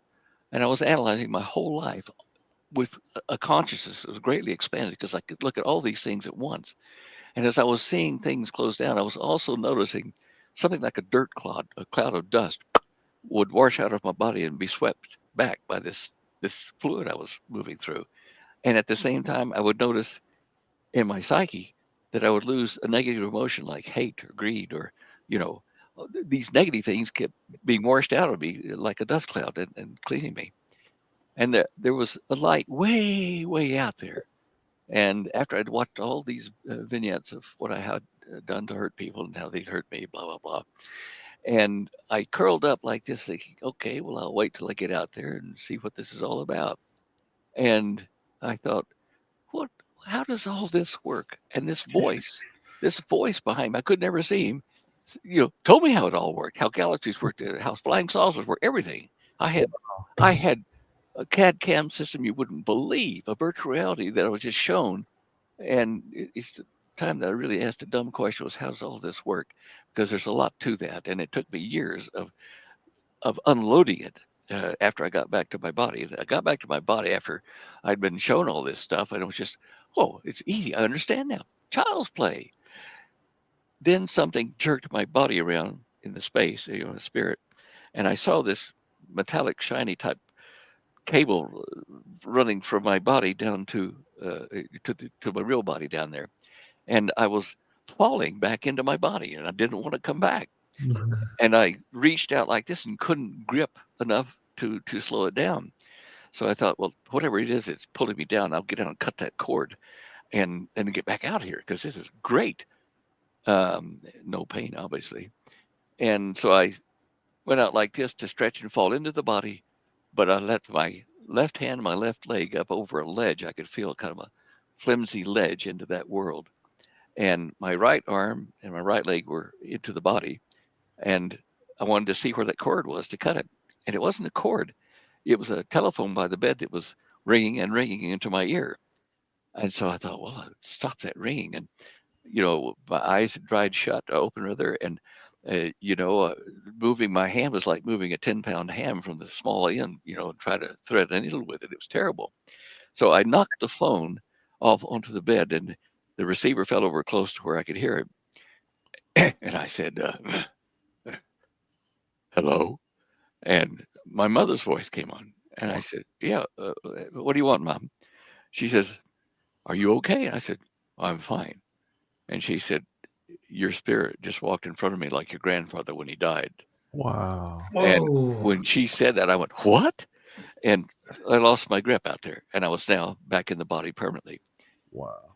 Years later, when I was in the Australian situation down there with the anti-gravity and all that, in the mornings when I would wake up around 4:30 to 5, before I was really awake and get out of bed, I would have uh, dream visions, if you wish, of the technologies and things and understanding how everything worked that were finally being assimilated by me because I couldn't take them all in at once into my body. My brain was too small. And so it was revealed, things started coming back to me. That later in life, it was like 71, 20, like 2, 3 years later, it started to rationalize in my mind for me to understand, see how it worked. So that was when I started to think, okay, I live after I die because I was out there.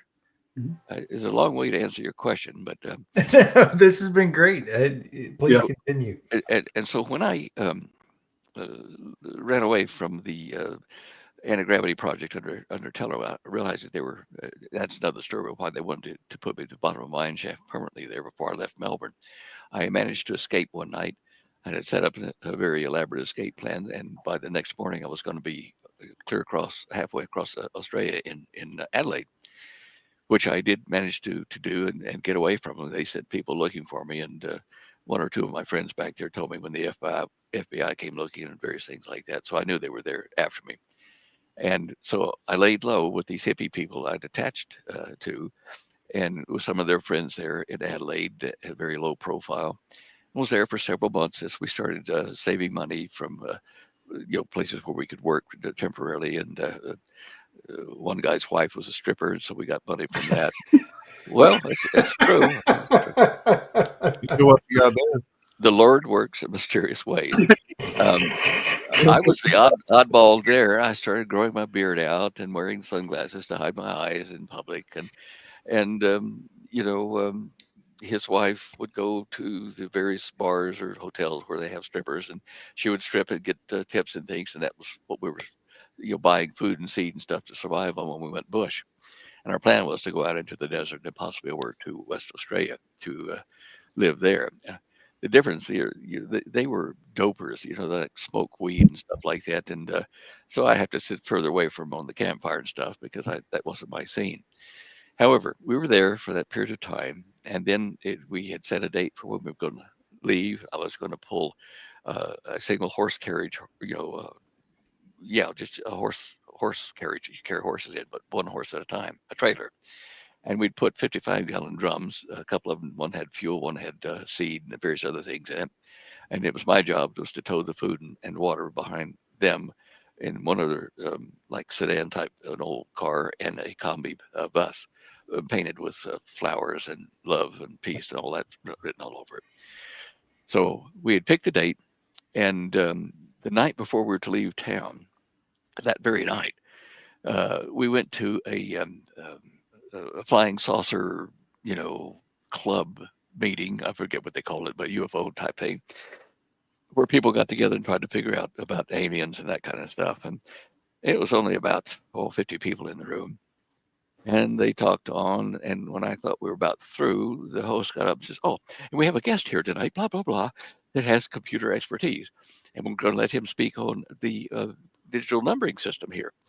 And I didn't know that was coming. It was a bit of a surprise, but unbeknownst to a lot of people there, I wrote and published a paper on 1984 and the digital plans with IBM with 136 linked computers at the end of every day going through a company there, the Finance Company of Australia in Adelaide, how it was all working. And I'd published that anonymously, but whoever helped me publish it and print it, it went far and wide, but they must have told whoever was in charge of this meeting.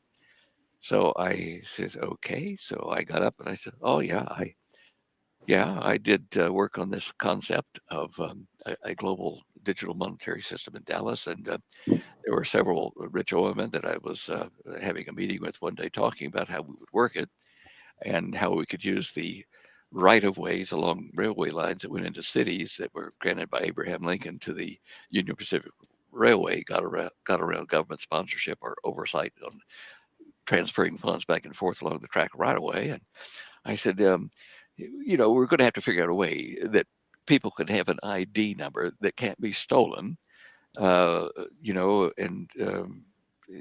they got to have it on them to prove it. You can't do like remote things that we do now with a credit card number over the internet, because we didn't have the internet then. So we'll have to have some kind of an imprintable thing in their skin. Probably right hand, left hand to carry the groceries in most cases, and women would not want something too obvious because it would mar their beauty. And we could have it on their head or the forehead and the bony section if they didn't have arms and hands. And we could do that, and then we could kind of monitor what they're doing every day. Well, came up in the conversation that credit cards that are coming out now are doing that. We're knowing what people are buying every day.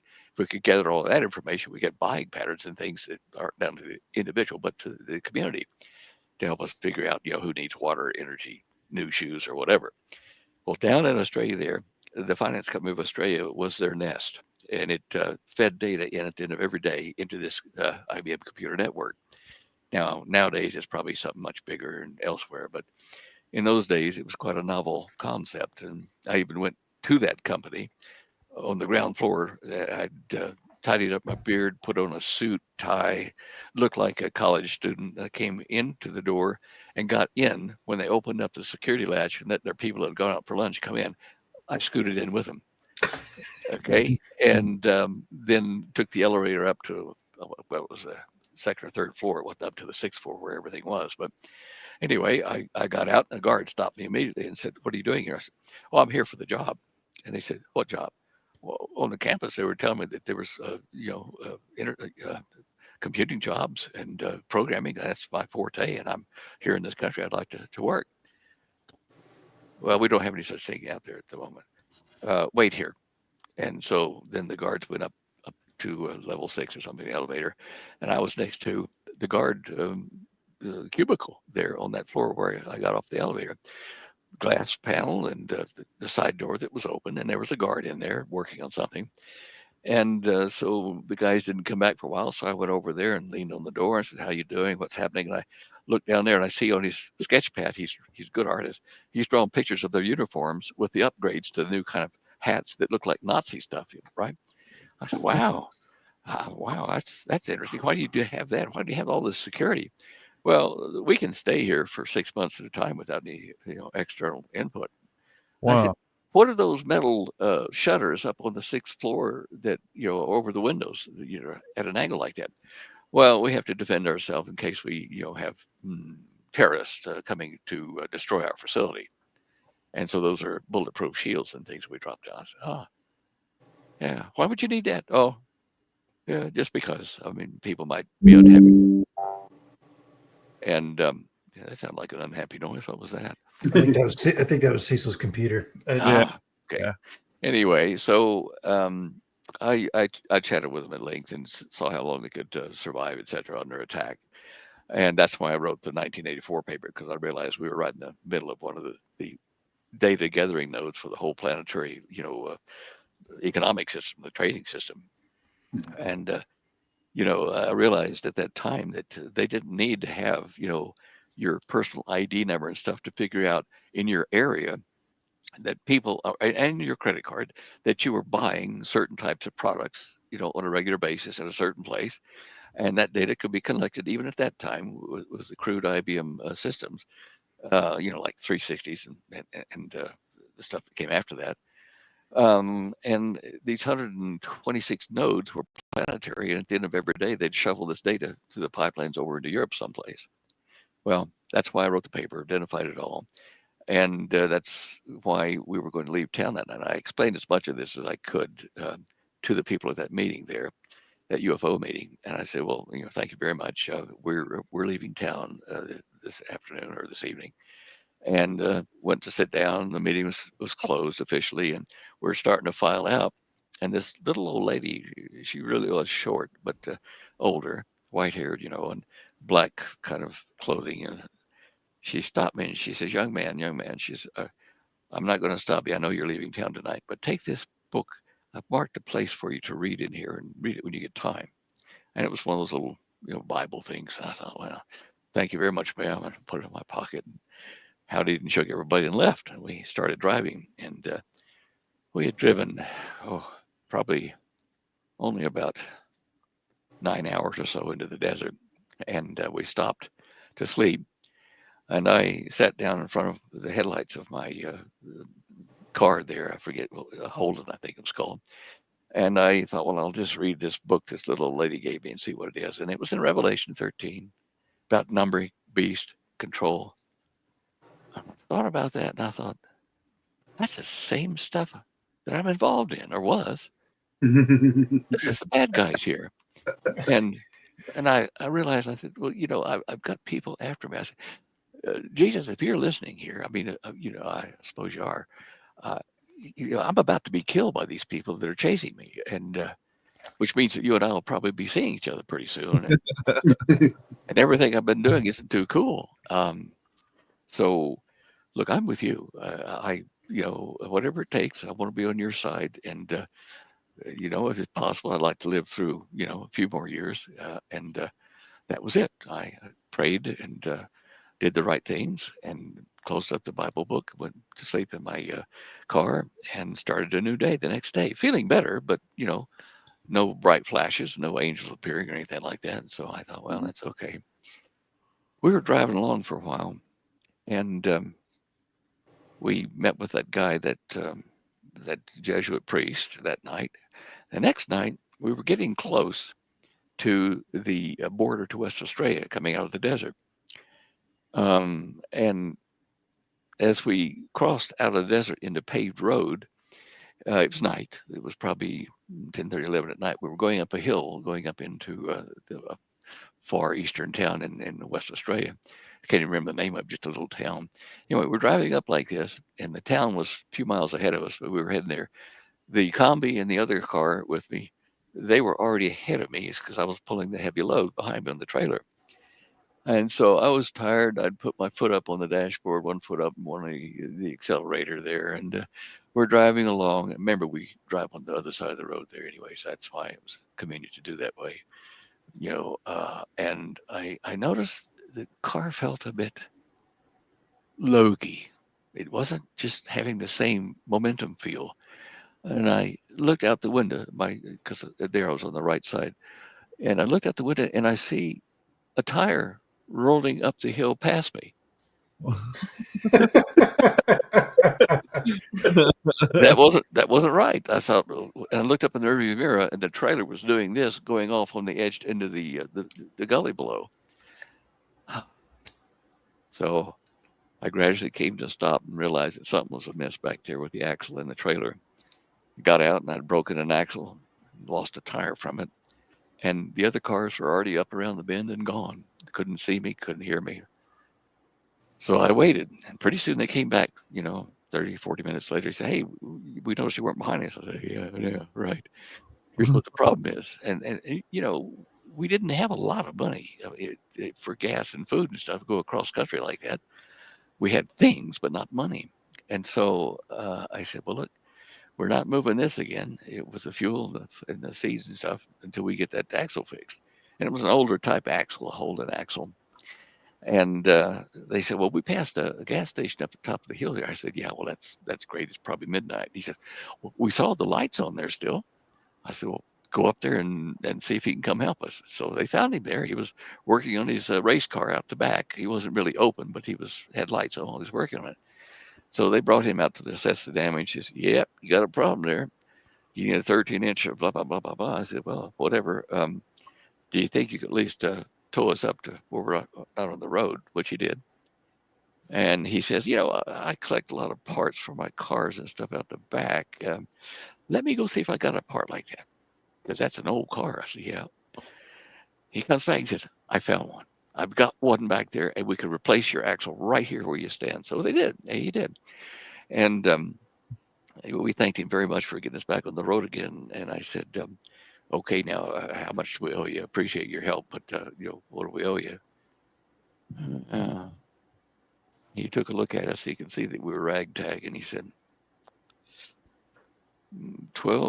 $12.50, something like that. I said, done. And that was a miracle. And I thought, boy, that was a miracle. Was the Lord listening? And what a miracle. This guy be working, after hours and have what we need, the exact part. Okay, well, then we got back on the road, and it was going to be towards sunup soon when we crossed into that little town on the border there. And we passed what's called a milk bar, which is a mom and pop 7-Eleven type thing on the corner.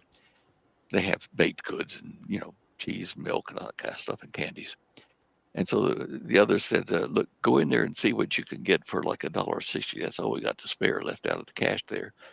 So I went in with $1.60 in my hand, and I called out. I saw the cash register there, and some paper there, and a nice fresh loaf of bread, freshly baked, big hunk of cheese. And I thought, well, that will just do what we need for something to eat. Hello, nothing. Don't hear anybody. So I think, well, if I just leave what we've got, the $1.60, and leave them a note and take this, maybe that will be okay. Just as I was thinking that, the woman that had baked it owned the little shop come walking out from the bakery at the back, or the kitchen. And she said, wiping her hands, the flour off. She said, can I help? And I said, yes, ma'am. I said, how much of this loaf of bread and that chunk of cheese there could we buy with $1.60? Oh, you couldn't. I said, oh, I'm sorry. Well, okay. She said, no. The reason is that God told me you were coming, and this is for you, free of charge. Wow. The hair on the back of my neck would poing like that. I thought, wow. Hey, you and me. I was amazed by this. And miracles like that after miracle happened all the way to Perth and thereafter. Just like that garbage dump thing, I didn't plan to write a book, but that caused a book and a TV show and reaching out to heads of state, all over the world. It just, at that time there in the desert was my turning point. That's where I, signed on to the Lord and became, his willing servant to do whatever I could do to help the situation. And as I say, there are a lot of miracles, coincidences, people call them, that occurred along the way and still occur.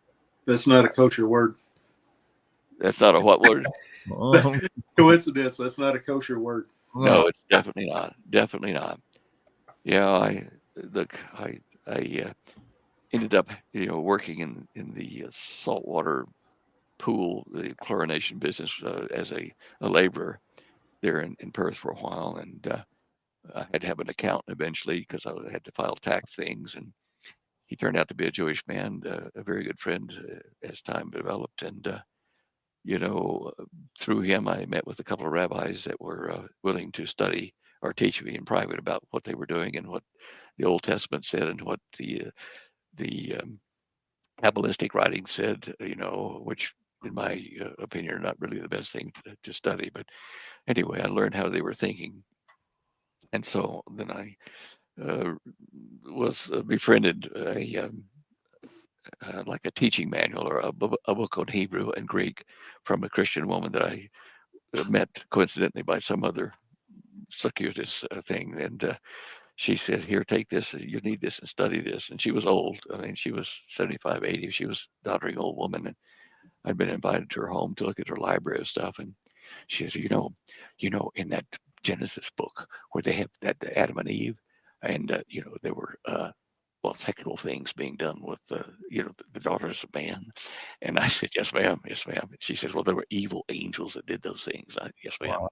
Mm-hmm. So read this book here, read this one here, study it. This will help you to understand what's happening. And I count her as one of my miracles. Yeah. Anyway, just I could go on and on about all that kind of nonsense, but maybe you want to hear about some of the current stuff with these drones.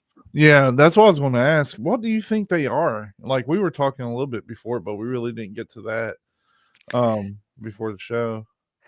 Well, yeah, we were talking, you and I saw one of those videos that you saw where these drones, small things, were over a neighborhood at night, and we saw a train of like red tracer path.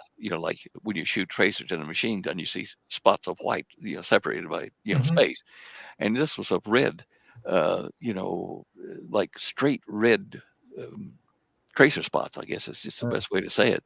And going down to some target there in that neighborhood, we didn't see anything or hear anything on the video about what they hit, but I thought, dang, That's not a laser, which would leave a really hot trail all the way down. This is something that was a particle or something being shot down. And that got my attention. And I even went out here in front of my own house, taking the dog out about a week or two ago. And I guess around 10 o'clock at night here in Pueblo West, in Colorado. And I looked up and I saw coming from the east over there, I saw, what is that kind of twinkling light? Probably a plane going to the airport. It kept coming right over my house. And I had my phone with me, so I whipped it out. Wow, what is that? Couldn't see except the two brilliant white lights, and everything went off. And then it went back on. Then off, back on.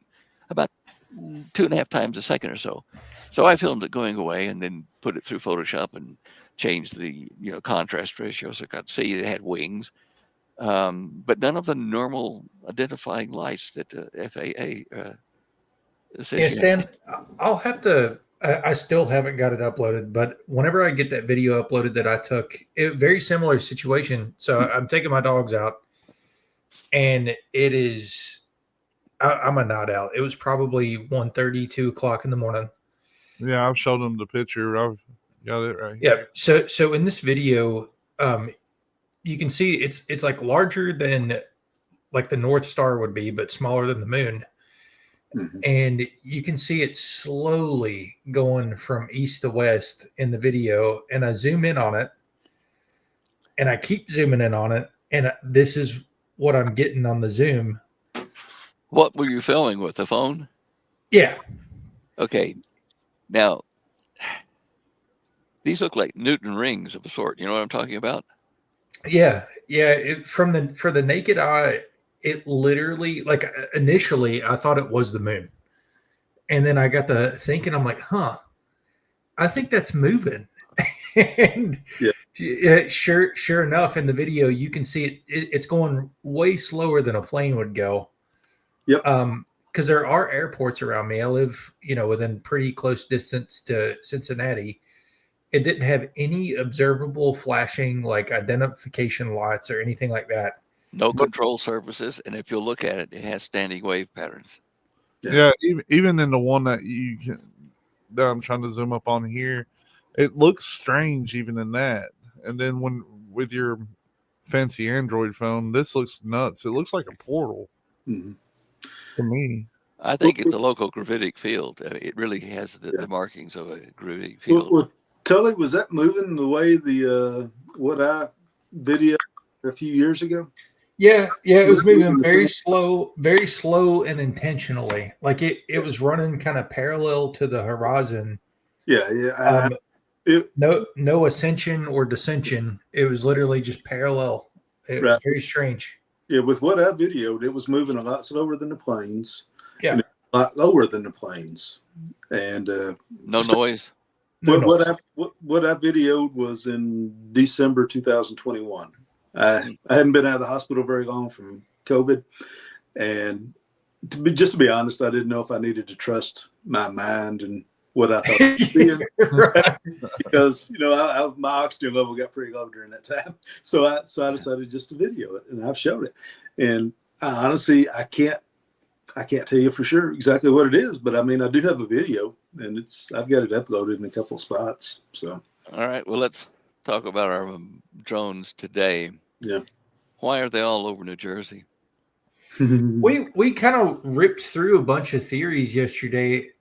Yeah. Initially people were saying that it was because there was a nuclear material or radioactive material that was loose. I forget the exact details, but it was a piece of medical equipment that went missing, and there was a report filed with nrc.gov on that missing radioactive material. So people are like, it's the government secretly looking for this material.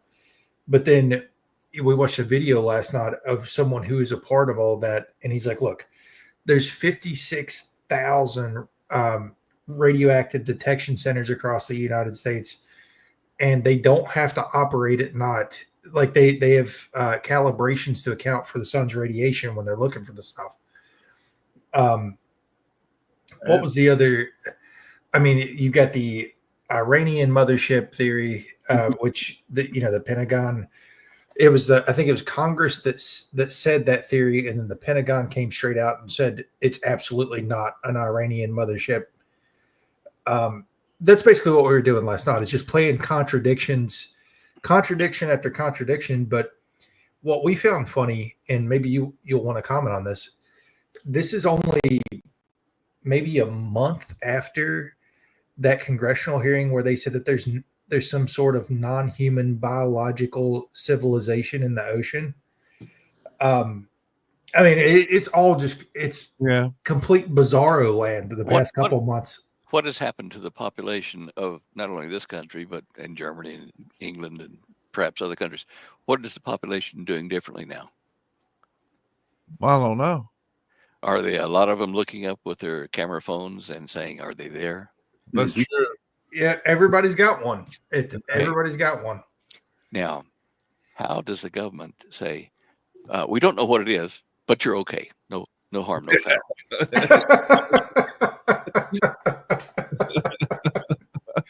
Which is what we literally said that yesterday. We're just like, it makes no sense. They absolutely have the technology and their surveillance capabilities to know, what you're doing when you're at the supermarket. Like they definitely know what's going on in the airspace, and these UFOs and drones and the plasma balls are all just following FAA guidelines. Yeah. What's so strange about it too? Like, I've heard people say, "Oh, it's just hobbyists." That's a lot of hobbyists, like with really big drones. Like these drones are the size of sedans and SUVs. You think that you would drive by some parking lot somewhere and see all these people out there with the controllers, but they haven't. All the hobbyists, like another thing too. I think part of the main transmission frequencies are around the 2.2, 2.3 gigahertz range, which are reserved for Earth to space or Earth to satellite communication bands. They are high enough that the average person is not going to have a device to hear or intercept the control signals. But we also got reports from a couple of people that had their cell phones lose bars when the things flew over, which was probably an ionization of the air between them and the device, whatever. Did you notice your dogs have any reaction? Like my dogs had zero reaction. Like I stood there for a while. I'm like, well, maybe if I don't hear it, or like, you know what I mean? Like maybe their ears would perk up and turn toward it. Yeah. No, mine didn't either. Just normal night. Now, I certainly shared with some people the same thing we're talking about here, as far as what some of my old contacts in the military said, was that it was chasing a missing shipment of radioactive material, medical material from Los Alamos, they said. So I thought, well, okay, if that's the case, then that's probably what they're doing. But then I stood back and I looked at it and I thought, well, they're doing this at night so we can't see the structure of the aircraft. They're doing it, just a few weeks, in your case, say a month since those meetings about the government admitting that there are alien presences on the planet somewhere. Is this a subtle, slow motion way to have disclosure to a degree and not put the blame on the government per se? They've been involved at high levels. I mean, Teller's group, we had a large group, not just with Teller, but with Russia, with Germany, West Germany, and with Norway, with Australia, obviously. We had all kinds of people from different countries that weren't politicians. They weren't part of the system. They were scientists working together. And that's why they kept, what's his name? Zakharov. In Russia, the physicist that got the Nobel Prize, he was the equivalent to Teller, but in Russia. And my memory fails me. I'm getting old, guys. But anyway, I think his name was Zakharov, and he was put under house arrest, but he was part of our team. And these were extra governmental. These were a super civilian accumulation of people gathering data, dealing with these fallen ones, the aliens, they call them. And in the late 70s, early to late 70s, mid to late, all of our human involvement as far as supplying materials to them, helping to build these underground and underwater bases, we were kicked out. We had violent conflicts, and Sir John told me at lunch, and Sir Henry as well at lunch in Melbourne, that they're moving in on us. And it was the beginning of us being kicked out of the facilities that we built for these beings in return for technology, very basic, technology, anti-gravity, things like that, and molecular, mechanics. But I've got to stop you for questions. I do have one. I've got to stop you for questions. I don't know if you want to go first, Cecil. Mine don't really pertain to what he's talking about right now. I'll ask later. Okay. So it sounds like we're kind of hitting like the Enoch ditch. Like we're I mean, do you believe that these things were already here, or do you really think that they're aliens from another planet? They're not from another planet. They're from a parallel dimension, the heavens, the third level spoken of in the Bible. We have 3 universes that I know of that coexist in this space, but at different time rates. Lower or heavy density beings in the level below us, our density of matter, and then those of the upper level, the third heaven, I think they called it, where energy is very, very, the energy is distributed over a number of atoms there, any atom, at a much higher level of oscillation, of spin. And that's why when the flaming chariot came down for Ezekiel, why it was like burning in fire, because it was gating through the parallel universe and having to throw off the excess energy to exist in ours without burning something. Jesus himself, when Mary discovered him after he'd been raised from the dead, she walked in the garden outside the tomb and she saw him as a stranger and said, "Oh, stop it. Where have you put my master?" And she realized, well, that's him. Run up to grab him and hold him. And he said, "Wait, stop. Don't hold me yet, because I've not yet ascended." Why? His atoms were being energized, like for a teleporter in sci-fi. He was going through a portal, if you wish, to return to the level of existence in his universe. Wow. And I mean, all these things make sense when you understand the physics of it. And when he ascended, from Har Haman, Mount Hermon, or those areas there were high places where the 200 fallen angels came down, through the gate and landed on Mount Hermon. And he would ascend from that same area. High places were better because of the freedom from things being close to you to short out your field. And then, oh gosh, there was another example in the scripture. I'm trying to think of it here. Yeah, okay, we have Ezekiel's wheel, blah, blah, blah. So another thing in the Sumerian clay tablets, I found the Germans got this, the Nazis got it, and it got burned and half of it destroyed, but half of a stela from Marduk the Great showed the blueprints for the top of a ziggurat, the top floor of a ziggurat, where the quote-unquote gods would descend. And this was from, from the civilization, Samaria, and whatever, back in the olden days over in the Persian Gulf region. And their design had a room for where the god appeared. And he would go out and he would stay at that top level for so many minutes, hours, whatever, and partake of the food they left for him until his energy diminished, the bright light of him diminished.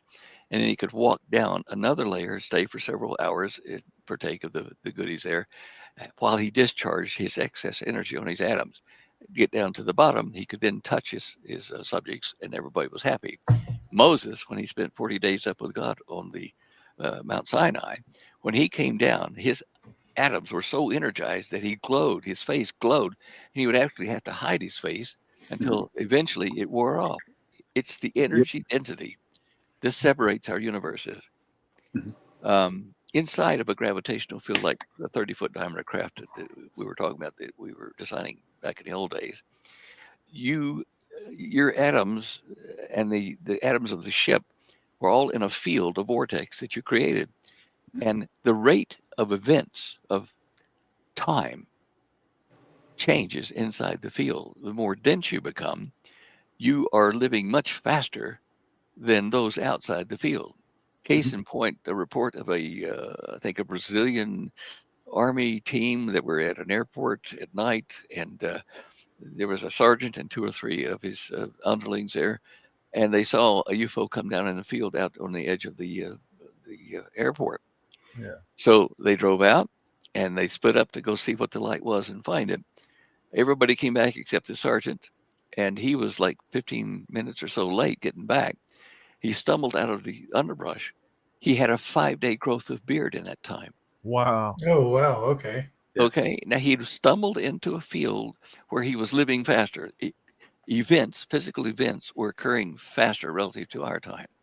When they turn a corner, these things, the smaller 30-foot diameter craft, because they're all charged in this field and you have to vector that field to a different direction, you can't do it, in a fraction of a second real time, because it would crush the ship and kill you all from the inertia. So what you do is you amortize the change of vector, the change of inertia, over a much longer period, maybe 500 times longer. And that way, a 20G turn is now 20G over, 500. It's a lot less G-force on you and the craft. And so this is another factor about the upper levels and our level is time passes at a different rate and at a different density. Reports of ghosts appearing from the underworld in the history of ghosts and stuff in our culture. When the ghosts have come into a room or apparently appear in a room, the temperature in the room drops. Mhm. Why? Because they are a lower energy density and they're sucking energy to even get in and appear in your level, our level here. Wow. It all fits. It's just an incredible scientific mystery. So they've estimated that some of the UFOs, drones, whatever you want to call them, are going an estimated Mach 1000. And you're saying that in order to be able, like, if someone were piloting one of those, that because of the vectors, that them on the inside of the craft, they wouldn't feel like the outside opposing forces of going Mach 1000. Let me give you an example. That's true. The example I'd like to use is a 50-story building, and you make a titanium ball hollow, and you fit that around another titanium ball smaller, and you separate them by putting in a lubricant, let's say, oil filled, and you put a chair inside the inner ball on one wall, and you strap your guy that you are using an experiment in that, and you seal them all in. You got an outer titanium ball, fluid lubricant, inner titanium ball, an unbalanced sphere inside with a guy strapped in the seat, and you shove it off the top of that 50-story building. Bang, hits the ground, bounces a couple of times, it comes to a stop, and you hear this because the inner ball is spinning and amortizing the change of inertia by that crash over many minutes. Do you see what I'm saying? Yeah. You don't have to exhibit or experience that change in inertia all at once. You can spread it out by amortizing it in a faster spin inside until it slows down in your normal time. So it's a waterfall of energy transfer until it's non-lethal, is what you're saying. Basically. Well, it's not not a waterfall. It's spin when you hit the ground. And titanium's tough, so it doesn't bend, hypothetically. And that spinning motion is slowing down gradually, and that's what happens in a field around these crafts. Fascinating things. I wonder, like, why these particular things that everybody's seeing, why they follow traffic, like air traffic rules, like they have the lights and everything. Like, that doesn't make sense to me. Like, if it's something that's non-biologic, unless it's some kind of like shapeshift or something. I don't know. Oh, they just don't want to get in trouble. That's all. Yeah, I think they're being intentionally. They're being very intentional when they say non-human biologics. Like, we joke about that. There's your household cat is getting up at night and flying the UFOs. Yeah, they're being very intentional when they're putting this stuff out, and I think they're doing it so. One of my security team members there in the program explained there are what they call the Nordics, which are taller, physically more handsome people than us. And in the sunlight, their skin cells are more like a scale. And in the sunlight, you can see that when they move them, so that it's like an oil slick, that rainbow patch forms on them. Yeah. And these reports of gray, large, and small aliens, these weird little characters, and that they are biological robots, like cyborgs. They have no soul. They're just a biological robot, computer driven and connected to each other. That's why some of the reports of the abductees say that they didn't care whether I was shouting in pain or whatever. They were very nonplussed by all this because they weren't empathizing. There are other reports of insect-like figures, reptilian erect figures, like shimmering skins and stuff. Down in Louisiana, I think there's reports of that. I can't explain those other types of beings, why they would be here, unless they are something that the fallen ones have created or modified, because we know that they did that in the ancient days. Right. Well, it's a yeah, and I'm sorry to interrupt you here, but in the book of Daniel, chapter 2, whenever you go to looking at the dream they had about this really tall statue, whenever you get down into the feet, Daniel was also told that they shall mingle themselves. When we're talking, they shall mingle themselves with the seed of men. In order for them to mingle themselves with the seed of humankind, it means that they're something other than us. So to me, that would be fallen angels. Yep. I agree. I mean, it's quite obvious if you read that in the Hebrew. They would treat us like fodder. Yes, exactly. And remember that thing in Daniel where he says that he shall pit himself against God, the affection of women, and every other god. And if you yes, he will place himself above every god that's ever been. Well, what is about the fact, people say he might have been, he would be queer because he wouldn't like women, but that's not what the text meant. Daniel was Hebrew, right? Yes. The dream of every Hebrew mother was to be the mother of the Messiah. Yes. The love of them is the love of the Messiah. And if you look at the grammatical text of it, the rules of how you connect things together in English and Hebrew too, God, the Son of God, and every other God. But it's not God and a queer nature and every other God. It is all about God in the Father, the Son, and any other God that they might cook up. With Daniel, that's what Daniel was writing about. The abomination of desolation is what he was talking about. Absolutely. Here in the end times, sometime here in the future, Israel, they had the red heifers that came from Texas. It was during COVID, so those red heifers, they didn't even receive ear tags, which would have disqualified them from being a candidate for the red heifer. Yeah. And I think out of the 5, I think 3 were still qualified this year. Whether they actually did sacrifice one and they have the ashes of the red heifer to dedicate the temple, but this is going to take place sometime here in the future. The temple, to me, in my understanding of it, is that the temple is going to be rebuilt, sacrifice will be restored, and this guy's going to come in. And the stones have already been cut for it. Yeah. For several decades. I had friends in Freemasonry, and they told me that the stones have been cut without using metal tools and things like that, which will pollute their conductivity. And they've been stored, I think, in Israel for the moment when they rebuild. So, I didn't see them. I'm just telling you hearsay on that, but it does make sense. Yeah, they've been training priests for over 80 years now. Yeah. They built most of the instruments that will be used in the temple. Yeah. So yeah, all this right here is it's really interesting stuff. Yeah, they do have a formal like academy for priests there in Israel, as you say, and it's become more and more ready, prepared. The Temple Institute, the instruments that they will use in the temple, like you're saying, are already built, and they've been doing all this in a kosher manner. Yes.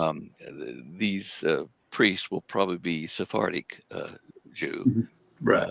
Not Ashkenazi, but the Sephardi follow the temple pronunciations on the words of Hebrew, and they live a very kosher lifestyle. And a lot of them are very, very bright. And there must be a bunch of them, because remember, during the tribulation, that 144,000 are go forward out into the world to spread the word of God. Yes. And they have to be trained somewhere. Well, I think they should be. I mean, God could snap his finger; they could know everything. But that's it's a funny story. I'm not even gonna get into it, but the Sephardic Jews, they before Spain and Portugal were called Spain and Portugal, as I'm sure you know, it was called the Iberian Peninsula. So that's where the Sephardic Jews were. I had to. Even the pronunciation of Hebrew in Sephardi is smooth and not guttural like the Ashkenaz, which I wonder about, the Khazars myself, whether they are really Jewish or whether they adopted the Jewish religion that formed the Ashkenazi Jews in Europe. Anyway, it matters not, but I just find it easier. If you speak Spanish, it's a Romance language. It's smooth. It's romantic, not hard. And Hebrew, properly pronounced, is like that. It's like singing. It's a melodic type thing. In fact, if you read the ancient Hebrew, look at the text rather than the way we do it in printed books and stuff, the markers between the end of a sentence and the start of the next one are not there. Right. It's the intonations that tell you this is the end, this is the beginning of the next thing. It's fascinating language. Just fascinating. Yeah. Anyway. Yeah. Oh yeah. To me, we live to me, it's a very exciting time to be alive. Oh yeah, absolutely. My wife doesn't agree with that. She says it's frightening. And I said, we're living it. This is great. We're at the end of the time. We can see the answers to a lot of the mysteries and stuff. Yeah. So as we're approaching the end of the year, though, like, what do you think, like, the next 1 to 3 years holds? If we're already at this level of disclosure, like, what do you think is upcoming? Well, I think disclosure is upon us almost immediately. My wife Holly and I were invited down to the second mesa of the Hopi Nation, to the Shangopavi, and we were the guests of the prophecy keeper and his son and their other tribe members. And then when I went there, I was invited there by another Hopi in the town. What about Arizona? What's the big town in Arizona? Phoenix. Phoenix. I was in a bookstore with Holly, videos and that kind of stuff, and the girl in charge of it asked what we were doing there, and I said, well, we're looking at some volcanoes and stuff, earthquake over in California we're studying. And she says, this is the name of the grandmother of our tribe. You will go and contact her. She's expecting you. One of those little miracles. So I kind of probably left my mouth open long enough to catch flies. And I thought, right, where is the grandmother? She's in the Shangopavi, the second mesa. I said, yeah, where is that? Oh, about 150 miles that way. And, we were planning to go on our tour of California, some various things there. And I said, well, thank you very much for that. And there was a number to ring. Anyway, I don't think I rang the grandmother, but I did hire a town car with a phone and stuff in it. In those days, there weren't iPhones; they were just radio phones. Yeah. And Holly and I drove out. We had a 100-mile mark out, I think it was, and along this one single road going out toward Flagstaff somewhere. And I was looking for a sign that said, Hopi Nation or something like that. Couldn't find it. There was one gas station we saw out toward the end. This was a big car, a gas guzzler, and I thought we better get gas. And I stopped, went inside, and there were some quite well-built, handsome young men, about 6 foot or better, several of them Indians. And I said, "Do you know where the Hopi Nation is?" And they looked at each other and they said, "Why?" I said, "Well, I'm going to visit a grandmother out there." He says, "Ah, we're Navajo, not Hopi." And I thought, whoops, wrong thing to say. And you'll go down this roadways, there'll be a sign on the ground pointing that way. That's Hopi. Thank you very much. I backed out with my face in and got in the car, and we drove down a few miles, not much, probably 5 or 10 miles. And then we saw a road cutting off of this dirt road we were on. I thought, well, I wonder if we go that way. And Holly says, well, look at the sign down there. And there's a sign about that big. Stuck in the road at the ground level that said Hopi Nation this way.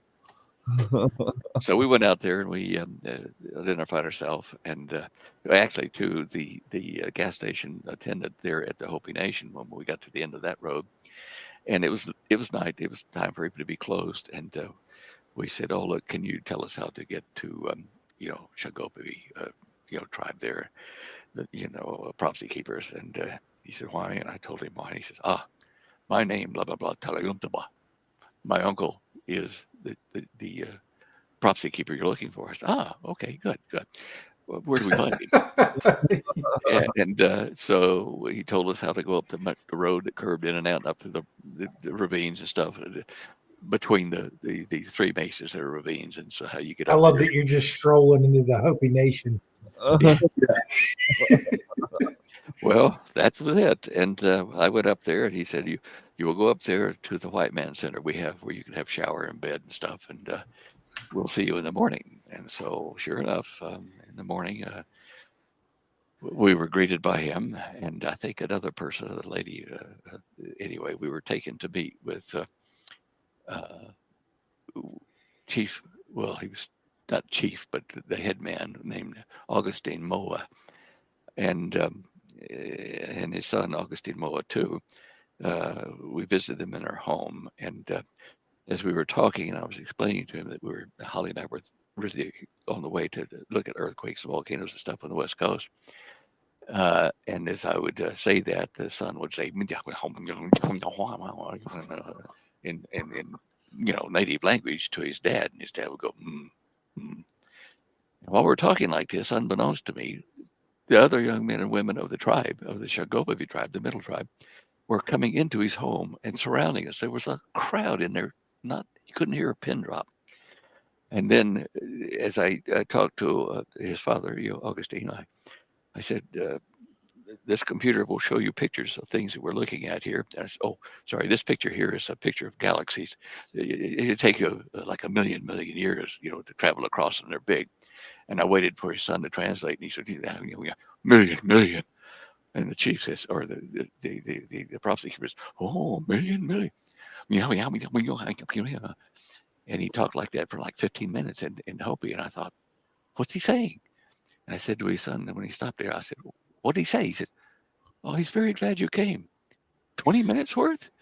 And he said, "You don't have your third name, your tribal name, so we can't tell you everything. But you are the 5th of 8 messengers to come to the Hopi before we start the next world." I said, "Really?" And his father went on to talk in Hopi, and I watched the faces of the young people from the tribe all around, and they were just locked into what the chief prophecy keeper was saying, and I thought, whatever he's saying is very interesting. And his son said, this is the first time they've been told of this part of the prophecies. And, you are a special visitor for that reason. They then went on to send me to the edge of the mesa there, the raised area where they lived. And I was to meet with the really senior negotiator for the Hopi to the U.S. government, because he was going to tell me some more stuff and let me know some of the secrets. And I went up to the outside with the person at the Chief Moa sat with me. And Holly and I were standing there, and he came back out of the hut where the person lived that we were supposed to see. And he says, "Look, I apologize." He says, "We have a governor from the U.S. We have a guest from the U.S. government trying to get more land rights from us at the moment, so we're a bit busy." And I said, "Oh, okay, well, that's all right." He says, "Maybe I can help you with some of your questions." And so this Hopi gentleman and I stood facing each other in the afternoon sun. Sun was behind him, actually, and so as I was looking at him, it was hard to see anything but an outline of him. Holly was off to the right about 10 or 15 feet, and I had sunglasses on, and that's kind of you're supposed to let them see your eyes. So I took my sunglasses off, and he was kind of blinking with the light being in my face and everything. And I said to him, "Did you ever hear of Nostradamus prophecies like that?" And he said, "What? You think I'm a dumb Indian? I went to university. I know about all that stuff." And he says, "I would tell you more, but you don't have your tribal name yet." And by this time, I thought, well, look, just excuse me. I kneeled down, using his body as a shield against the sun, and I took a stick down there, and I was doodling. And my doodle was a spiral like this. And then I realized I can't sit down here and talk to him eye to eye. So I put the stick down, stood up, and I said, "Well, okay, so can you tell me any of the prophecy that I can share that I don't have to have a third name for or whatever, And as I was saying that to him, he said, "Well, yes, there might be some things, but you really can't know the secrets." I said, "Okay." And I looked out of the corner of my eye, and a willy, a dust devil, had formed over Holly, and it was stirring up the sand like crazy. And it came over to he and I, and we were in the middle of a willy throwing sand and stuff in our eyes, and we're trying to be the one that didn't blink first, but it's a guy thing. And I went like that, and I looked down at the spiral down there, and something made me figure, wipe out the spiral with your foot. Maybe that'll be a sign. And I wiped it out, and as soon as I wiped out the spiral, the willy disappeared. Wow. He said, "Now I can tell you some things," he said. I said, "Really? What was that symbol?" And he says, "Sipapu, sacred symbol of the time when we were hidden in under the earth's surface by Spider Woman for the great flood." Yeah. And so, again, one of those coincidences, I did the right thing at the right time. And then it's when he told us about what is about to happen in the United States. The Bahana, the non-Hopi, the non-Indian people, there's going to be a civil war in the United States so bad. It won't be north, south, east, west. It won't be financial entirely. It won't be religious or political. It'll be a multi-sided civil war. Your enemy will be all around you, no matter who you are. And he said this will cause the United States to be weakened, and China and Russia and a Middle Eastern nation, he never named it, will invade the United States, will destroy with nuclear weapons many of our major cities and have troops on the ground. And then this will take a short period of time as they infiltrate and destroy America. But he said, all of a sudden, they will stop and they will go home. They will leave the country quickly. And the new nation of man, what are left of the Bahana, the European type settlers in America, and the Indians, we will all meet together in the Four Corners, region in the Rockies, and form a new nation of man here. And that was in '96 when they were telling us that we were going to have Russia and China and a Middle Eastern nation invade us. And what are we facing today? Probably Iran is the Middle Eastern nation. I mean, I don't know. And they have a legend about a helper to come who will wear the red hat like Trump. Now, isn't that interesting? That is very interesting. So do you think, I don't know, like I don't want to get too far into the ditch, but like, the past couple of weeks, even there's been a lot of like, the best way I can describe it is maybe like classism. Like it's all of a sudden became a huge focus of, the CEO thing, like billionaires versus, the ants of society. I could see something like that definitely tearing at the fabric of what we have here. But I don't know, the best case scenario for a civil war on the scale that you're talking about. Well, let's think about it. You've got 2 million illegals. You've got less than that a number of terrorists. You've got 10,000 Chinese troops that are here in disguise. You've got local Chinese police stations, they call them. Right. And we have a government of this country that is non-existent, and we are faced with this 35-day period to when we can have Trump and rationale come into power, which they may never be able to do if we have something like a death of Biden, or take it out of office by the act that takes a diminished president out of office, and we have Kamala go into the office as President pro tem, and through her they can do all kinds of mischief, in 35 days. We have a very unstable situation. President Trump himself has said we are at a very, very violent position here. We're going to see some hard times like this. And even the dream that George Washington had, the dream vision with the angel that came to speak to him, the Son of Man, and tell him the history of the United States before it was even having two coasts, east and west, mentioning what would happen. And this dark cloud, black cloud, would encompass the United States. In the middle of it would be a red light, like communism, red, right? And it would just about snuff out all of America as it closed in on the Rockies. And right there at that point, an angel would come down, like with a sword, and stop the invasion. And the black cloud and the red light would dissipate and go away. And the remnant of the humans here in North America would form a new nation there. At that point, we wouldn't be totally destroyed, but it's only because of angelic help at that point. That's Washington's dream. And in fact, I used to have that up on my website somewhere. I can't tell you where it is. It might be on the show images page. But anyway, the transcript of what he was told by the angel, and it's happening now. Yeah. With that right there, do you think that would actually fall into the end times? Because we know at the end times, I mean, things will continue on. The thing that everybody's familiar with is the Battle of Armageddon in the Valley of Megiddo. Do you think this prophecy here is going to fall into that? Do you think this is going to be something that will take place prior to it? I don't think this will be the Battle of Armageddon at this point, right, because the United States is going to be taken out of the picture. It's a modern Babylon, and it certainly qualifies for that. Right. And Babylon will be destroyed, thrown down like a heavy millstone into the sea, and no one will live there, whatever.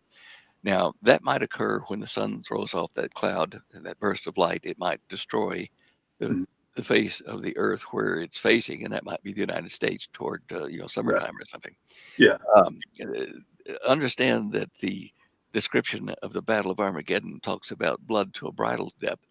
They're talking about horses, not tanks. Right. Yeah, we're talking. Yeah. So it would. Honestly, that's kind of where I'm at. I would really believe that a World War III type situation would take place before the end come. In my opinion, I mean, there's possibly some few technical reasons for that. Whenever you study some of the, it looks like we're at low tech, horse and buggy, that stuff, right? Exactly. EMP pulse warfare would do that. Yes. A solar flare burst CME strike on a third of the planet would also cripple a lot of our communications, and satellites would come down. All kinds of stuff will put us back technologically. Watch Damascus in Syria. It is a hot focal point for where the Iranians have been sneaking stuff across the Iraqi border into Syria. Right. And now then that Assad has been removed from power, watch for him to return. He's in Russia right now trying to get help to regain power in the Middle East. Assad is one of about 8 or 7 people that I've been keeping an eye on for antichrist and false prophet. Yeah. If if Damascus is destroyed overnight, as prophecy says, one night, now that can be due to a nuclear bomb, which would be probably a 1.4, 1.5 megaton bomb to hit all 10 or 11 of the storage silos for the missiles that the Iranians have sneaked in. And Israel is in a rock and a hard place. They have to do something to stop it. They've been trying to bomb and destroy various refining plants and nuclear storage facilities in Syria, and a couple in Iran too. So if something happens like that to Damascus, whether Israel actually nukes them or whether they're one of the nuclear missiles supplied by Iran to the Syrians, whoever does it, there's going to be a nuclear explosion, and the world thinks that Israel has been doing all these things against Syria and Iran. They will blame Israel for this, and it will bring us to the point where the nations of the world will say, whoa, wait a minute, this is serious now, because we could have a global nuclear war. We could die. Yeah. So watch what happens to Damascus. In the scriptures prophecies about the destruction of Damascus, yes, it has an interesting phrase in the Hebrew, in English too. It says, and overnight, Damascus had become a ruinous heap. Now, the people of Syria in that region there know what a ruinous heap is, because there are over 80 failed volcanoes in Syria and northern Jordan, which were part of the kingdom of the giants of Bashan. yes. And even today, there's one black spot, one hill there full of all kind of fizzled out volcano. Now, Damascus is on the edge of this plain there, where these things have been appearing on the edge of it. And if Damascus were to suddenly be destroyed by that, that would be an act of God. That'd be not quite so damning to Israel. But if it's declared a nuclear attack, or if one of their own nuclear missiles discharges accidentally, whatever, then the threat of nuclear war, expanding, is going to cause the nations of the world to come. Wait a minute. Let's cool down a bit here, Israel, and let's break peace. And that's where the peace treaty that Daniel speaks of is going to be drawn up. Now, it was originally drawn up in 1960, 70, somewhere or another, with Nimrod Novik on the Oslo Accords, a 7-year suck-and-see treaty. Nimrod Novik is still there in the government commenting on these things of what are happening now. And I am pretty sure that what they're going to do is to say, the Saudis and the Iranians and a number of the surrounding immediate nations around Israel are going to be wanting that treaty, but to give that treaty, they're going to want Israel to have a division of the country, have Palestine in the Gaza Strip and Palestine in the West Bank. They want to have their own government, have a divided nation, which is a no-no.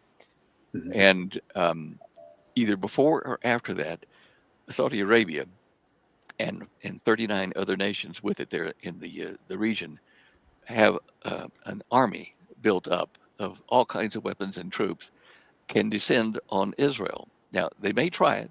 They may try it before the peace treaty. And at such time, I think that they will meet with a burning fire that will destroy their ground troops and make them turn back. At some point, that's going to happen. But at the moment, Mohammed bin Salman, the crown prince of Saudi Arabia, is not yet a king. He's a prince. Signed the covenant. Jared Kushner is not officially a prince, but being called in the media a princeling, a joint venture with Mohammed bin Salman. So those two are on the front list of watch what happens. Now, Jared Kushner has gone on an interview, which I have somewhere in my files here, where he talks about what they are going to do, he and Mohammed bin Salman, as far as financing, businesses and business ventures in a number of the Arab Islamic countries to get them to sign the Abraham Accords. Jared Kushner said the first thing we're going to do, you'll see it happen, is we're going to stop the conflict in Gaza, and we're going to pour in several $1 billion, $1 billion to start with, to start restructuring the Gaza Strip into a government by its people and not terrorists. And we'll put in watch group to keep an eye on them there and in the West Bank so they don't violate the terms and have terrorists in their government. Right. And this is going to happen. You'll see it happen fairly shortly. That'll be the next thing on the plan. But thereafter, it becomes a little bit problematic as to who does who first. And the United States is the big Satan in the Islamic world. Oh, by the way, Mohammed bin Salman has formed this consortium of 40 nations to fight terrorism. Okay. Yeah. Now, That seems like a bit of an oxymoron. Well, it does, because the person not knowing would say, "Oh, that's good. They're going to fight terrorism," and then you look at their definition of terrorism: the great Satan, United States, and little Satan, Israel. Oh, you support them? You're a terrorist. But it's semantics of that word value. They're getting away with it. While people over here have slept, they have formed a consortium of 40 nations that are armed to the teeth to go after Israel. And yes, I mean, it's all coming together. Yeah, with what you're going with right now, I've got to plug in my charger. But what is your view on Psalm 83? It's a psalm by Asaph. Do you think that is something that's already happened? Or do you think that's still a future event? Holly and I both think it's a future event in the near future, actually. And that's where I'm at myself with that one. So. Yeah, the Gog Magog one's going to be later, but no, Psalm 83 is shaping up right now. In fact, in her book, the Prophetic Perils, she lays out the nations that are involved in that today, what their today name is, and they are the ones forming the consortiums we're talking about. Psalm 83 is about to happen. Okay, that's. As I said, I mean that's my opinion on that as well with Psalm 83. So we could be wrong, but it's just going on what the good Lord lets us know about ahead of time. It's interesting. Paul said to the Thessalonian people, he said, because they were concerned at the time of Paul's visit that the rapture had occurred and they'd been left behind, and he said, he asked them a question. He says, "Has the man of sin been revealed yet?" Well, no. Well, there's your answer. There's the answer, So and that's the thing, this man of sin, and it's always interesting to me, It's Jerry Kushner. He's somebody that I was always suspicious of because the way that he was able to make broker deals in the Middle East. It's his family name is really Berkowitz, and that's how they landed at Ellis Island, and then they changed it. But tracing them back. You can trace them back into Iran and possibly across the Syrian space to the north of Israel where the tribe of Dan was. That would make sense because Dan is the one tribe that's omitted from the book of Revelation. Yeah. To me, it's a very, very, very interesting. I'm not trying to get off into British Israelism or anything, but if you look at everything in Europe that has the name Dan attached to it, the Danube, the Dnieper, the Don, Sweden. I mean, it's the names all over. Yeah, and Iran plays in this. Now, when I was looking for the Garden of Eden, I was trying to find the land that the ancient rivers went around, and I looked at Iran. I started looking to see the Hebrew names that have survived for the towns in Iran, and it forms a border if you look at the towns that have the name of Kush or Kashan in them. Yeah. And that's Kush, the European Kush, not the African Kush. Mm-hmm. And Berkowitz, their family name, they were furriers. They took animal skins and made wonderful clothing out of them. A lot of things point to that area and to Dan being part of that. Fascinating. I know what you're saying. And look at the quote unquote Vatican, this business. They have sat on the rulers of Europe for so long and directed history. It's like the woman writing, the woman writing the beast. Yeah. And on the terms of the beast, we now have created a beast with AI. There are at least 6 major AI facilities on the planet, huge.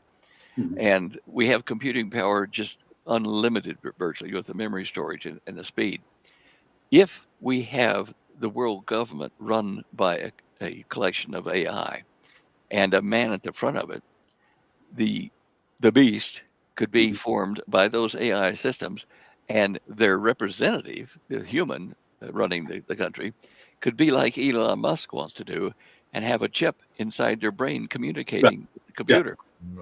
And if you even lose that person physically, the speed of AI and the apps we've got could generate a living, walking, talking holograph of the leader reborn after he dies or whatever. So we are at that point. It's all becoming very clear if we just look at the news.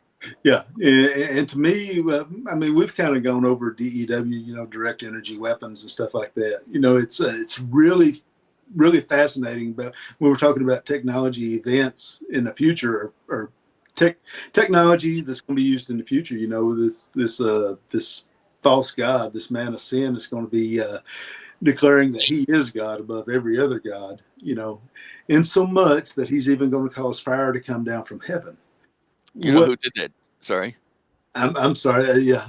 What's really significant about that is, whenever Solomon dedicated the temple, fire came from heaven. Yeah, he did. And if you look at Revelation 13 talking about, and the number of the beast, and the number is 666, here wisdom is, it's giving you a clue that wisdom is here in the Bible to tell you where it is. Go back to 666, King Solomon, very wise, went bad in the end, caused fire to come down from the heavens in front of him, just like that.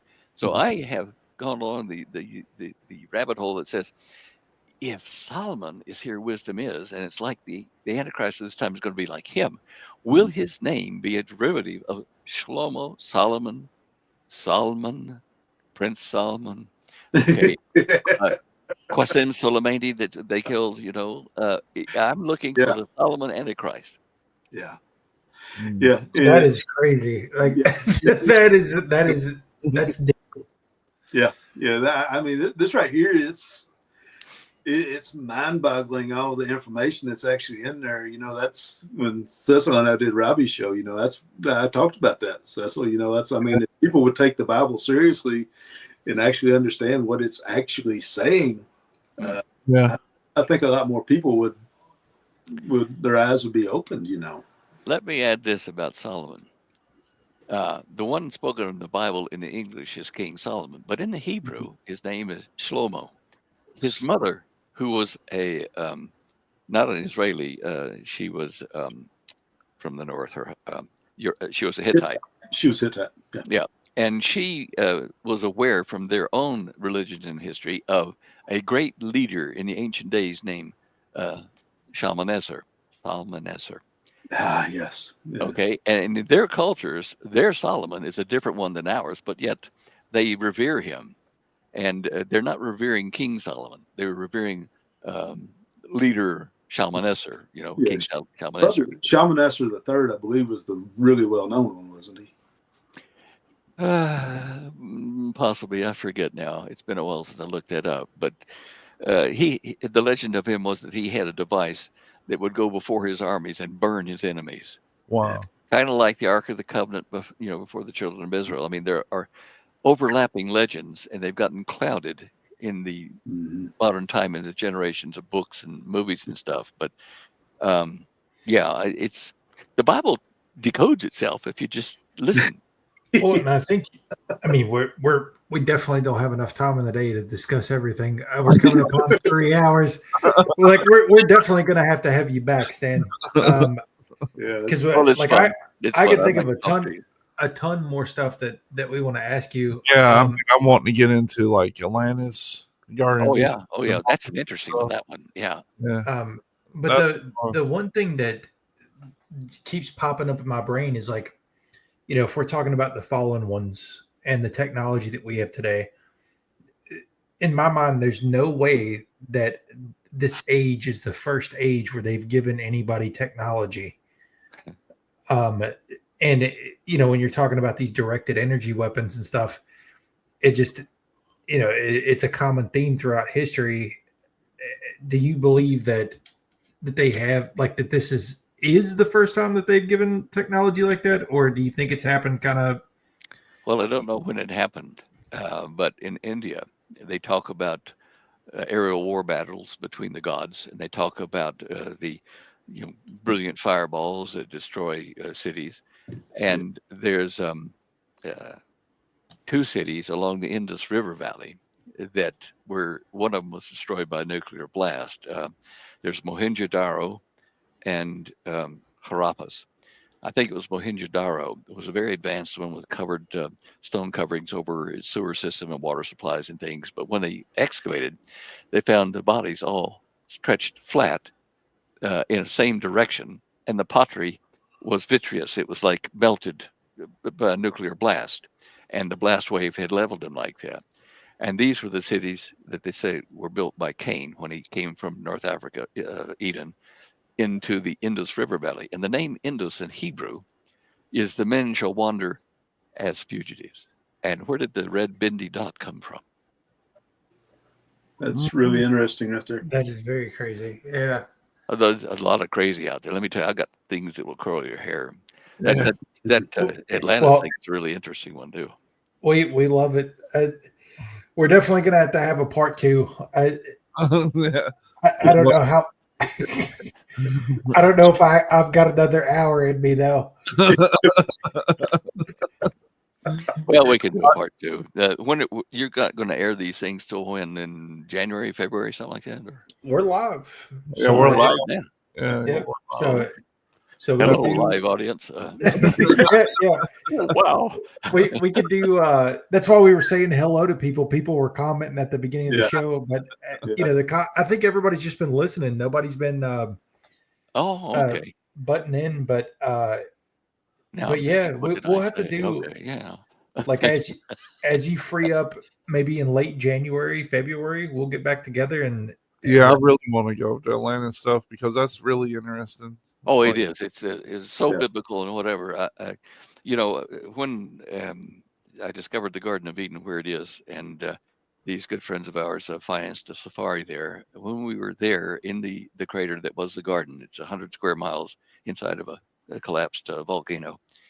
And when we were there with our guards and with each other and our drivers, standing where the 2 trees were originally, on that mound on Inkatati Hill inside the garden, when we all realized that this was really it, and we just looked around, I looked at the others, and we were standing quiet. There was just a stillness that came as we realized we're standing on where a lot of this stuff started.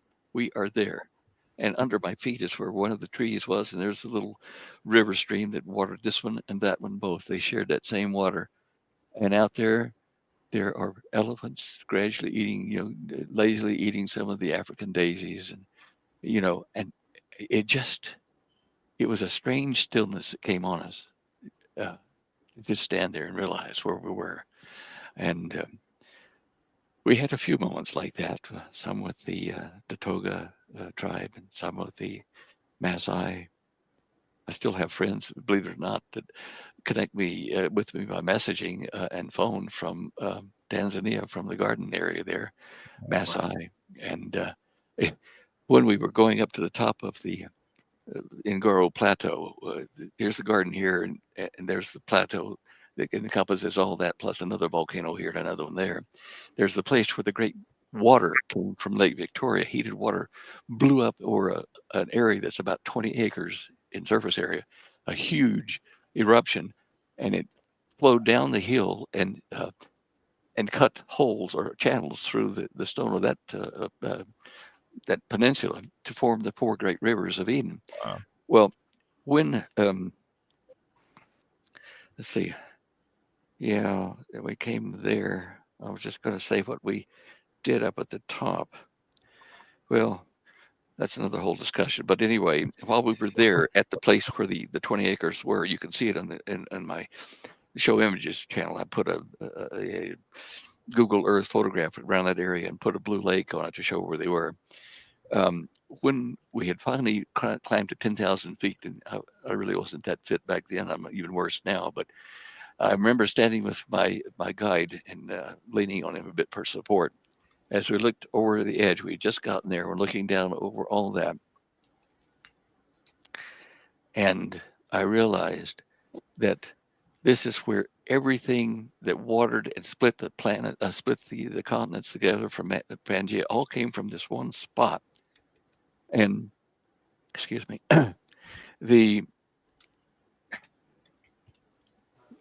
the water still comes up from the springs there and supplies water to the Maasai, who now live there after they kicked out the Datoga. And I look back down toward the Garden of Eden at the other end of the plateau, and there are at least 55 generations of chiefs' graves buried at the southern end in the Garden of Eden, where they were the keepers of the Garden of Eden. And I remember in talking to the tribal leader, what happened here? And they said, God came down to earth here and made man and then put man out. And, we guard this for him. And in that Garden of Eden, that today, there are fig trees all along the waterways coming down into there. And around in Gatati Hill, it's like a friar's haircut around there, growing sideways out of that hill are fig trees. Fig trees. Now, and you must realize the significance of that. Yeah. And there's so many things. We'll talk about that too when we talk about Atlantis, because there are a number of things that Garden of Eden allowed to happen.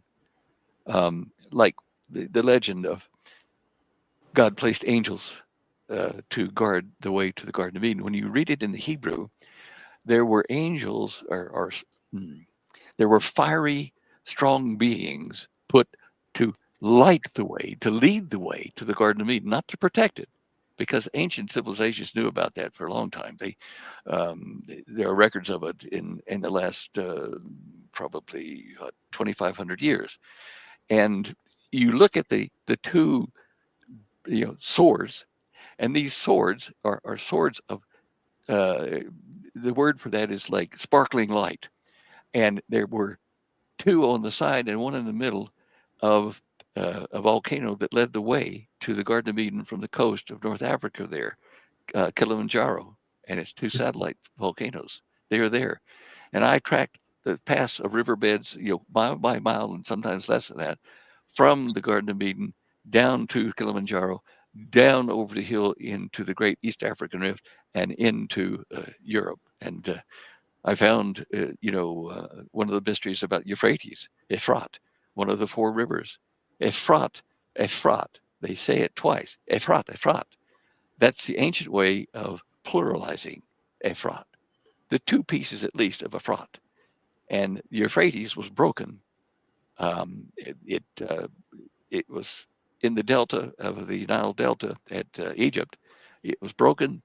But it went through there and along the coastline of the Levant and up over and dropped into the Persian Gulf. But that's the tail end of it. It went all the way back up to Tanzania, to that area where we were standing. Fascinating stuff. Just fascinating stuff. Wow. I can't wait to hear more about it. It's going to be awesome. Well, I feel it. I mean, when you discover these things, it's incredible. It's a treasure in itself just to know these things, and it adds to the authenticity of the scriptures. Yeah. Authenticity. If you could find, there was a Garden of Eden. You could find, was there a place where they mated with women, made hybrid beings? Yeah, it's Saudi Arabia, in that area. You can see it. You could find clues left in the landscape there. I just thought of a bunch more questions too. For the this is gonna be a long discussion over many parts, I feel. Okay. But for those that don't know, you can go to Stan's website. It's Deyo, Deyo.com. You can find all things Stan. You're on tons of shows. You've been on tons of shows. You've written many articles and books and thesis. I'm sure that all of which they can find at your website, right? Books, some videos, some on the internet, on Rumble and various other things, on the Garden of Eden, the discovery of it, and things like that, on Atlantis. But on my homepage, up there in the little microphone, you see underneath it, there's the word "Show Images," and if you go to there, that's the one that I update mainly with new stuff. Holly puts up the shows I've been on or what are coming up on the front page, but my area of influence is on the Show Images page, and that changes week to week. Half of it down at the bottom half of the cells there don't change, and they're there for permanent reference.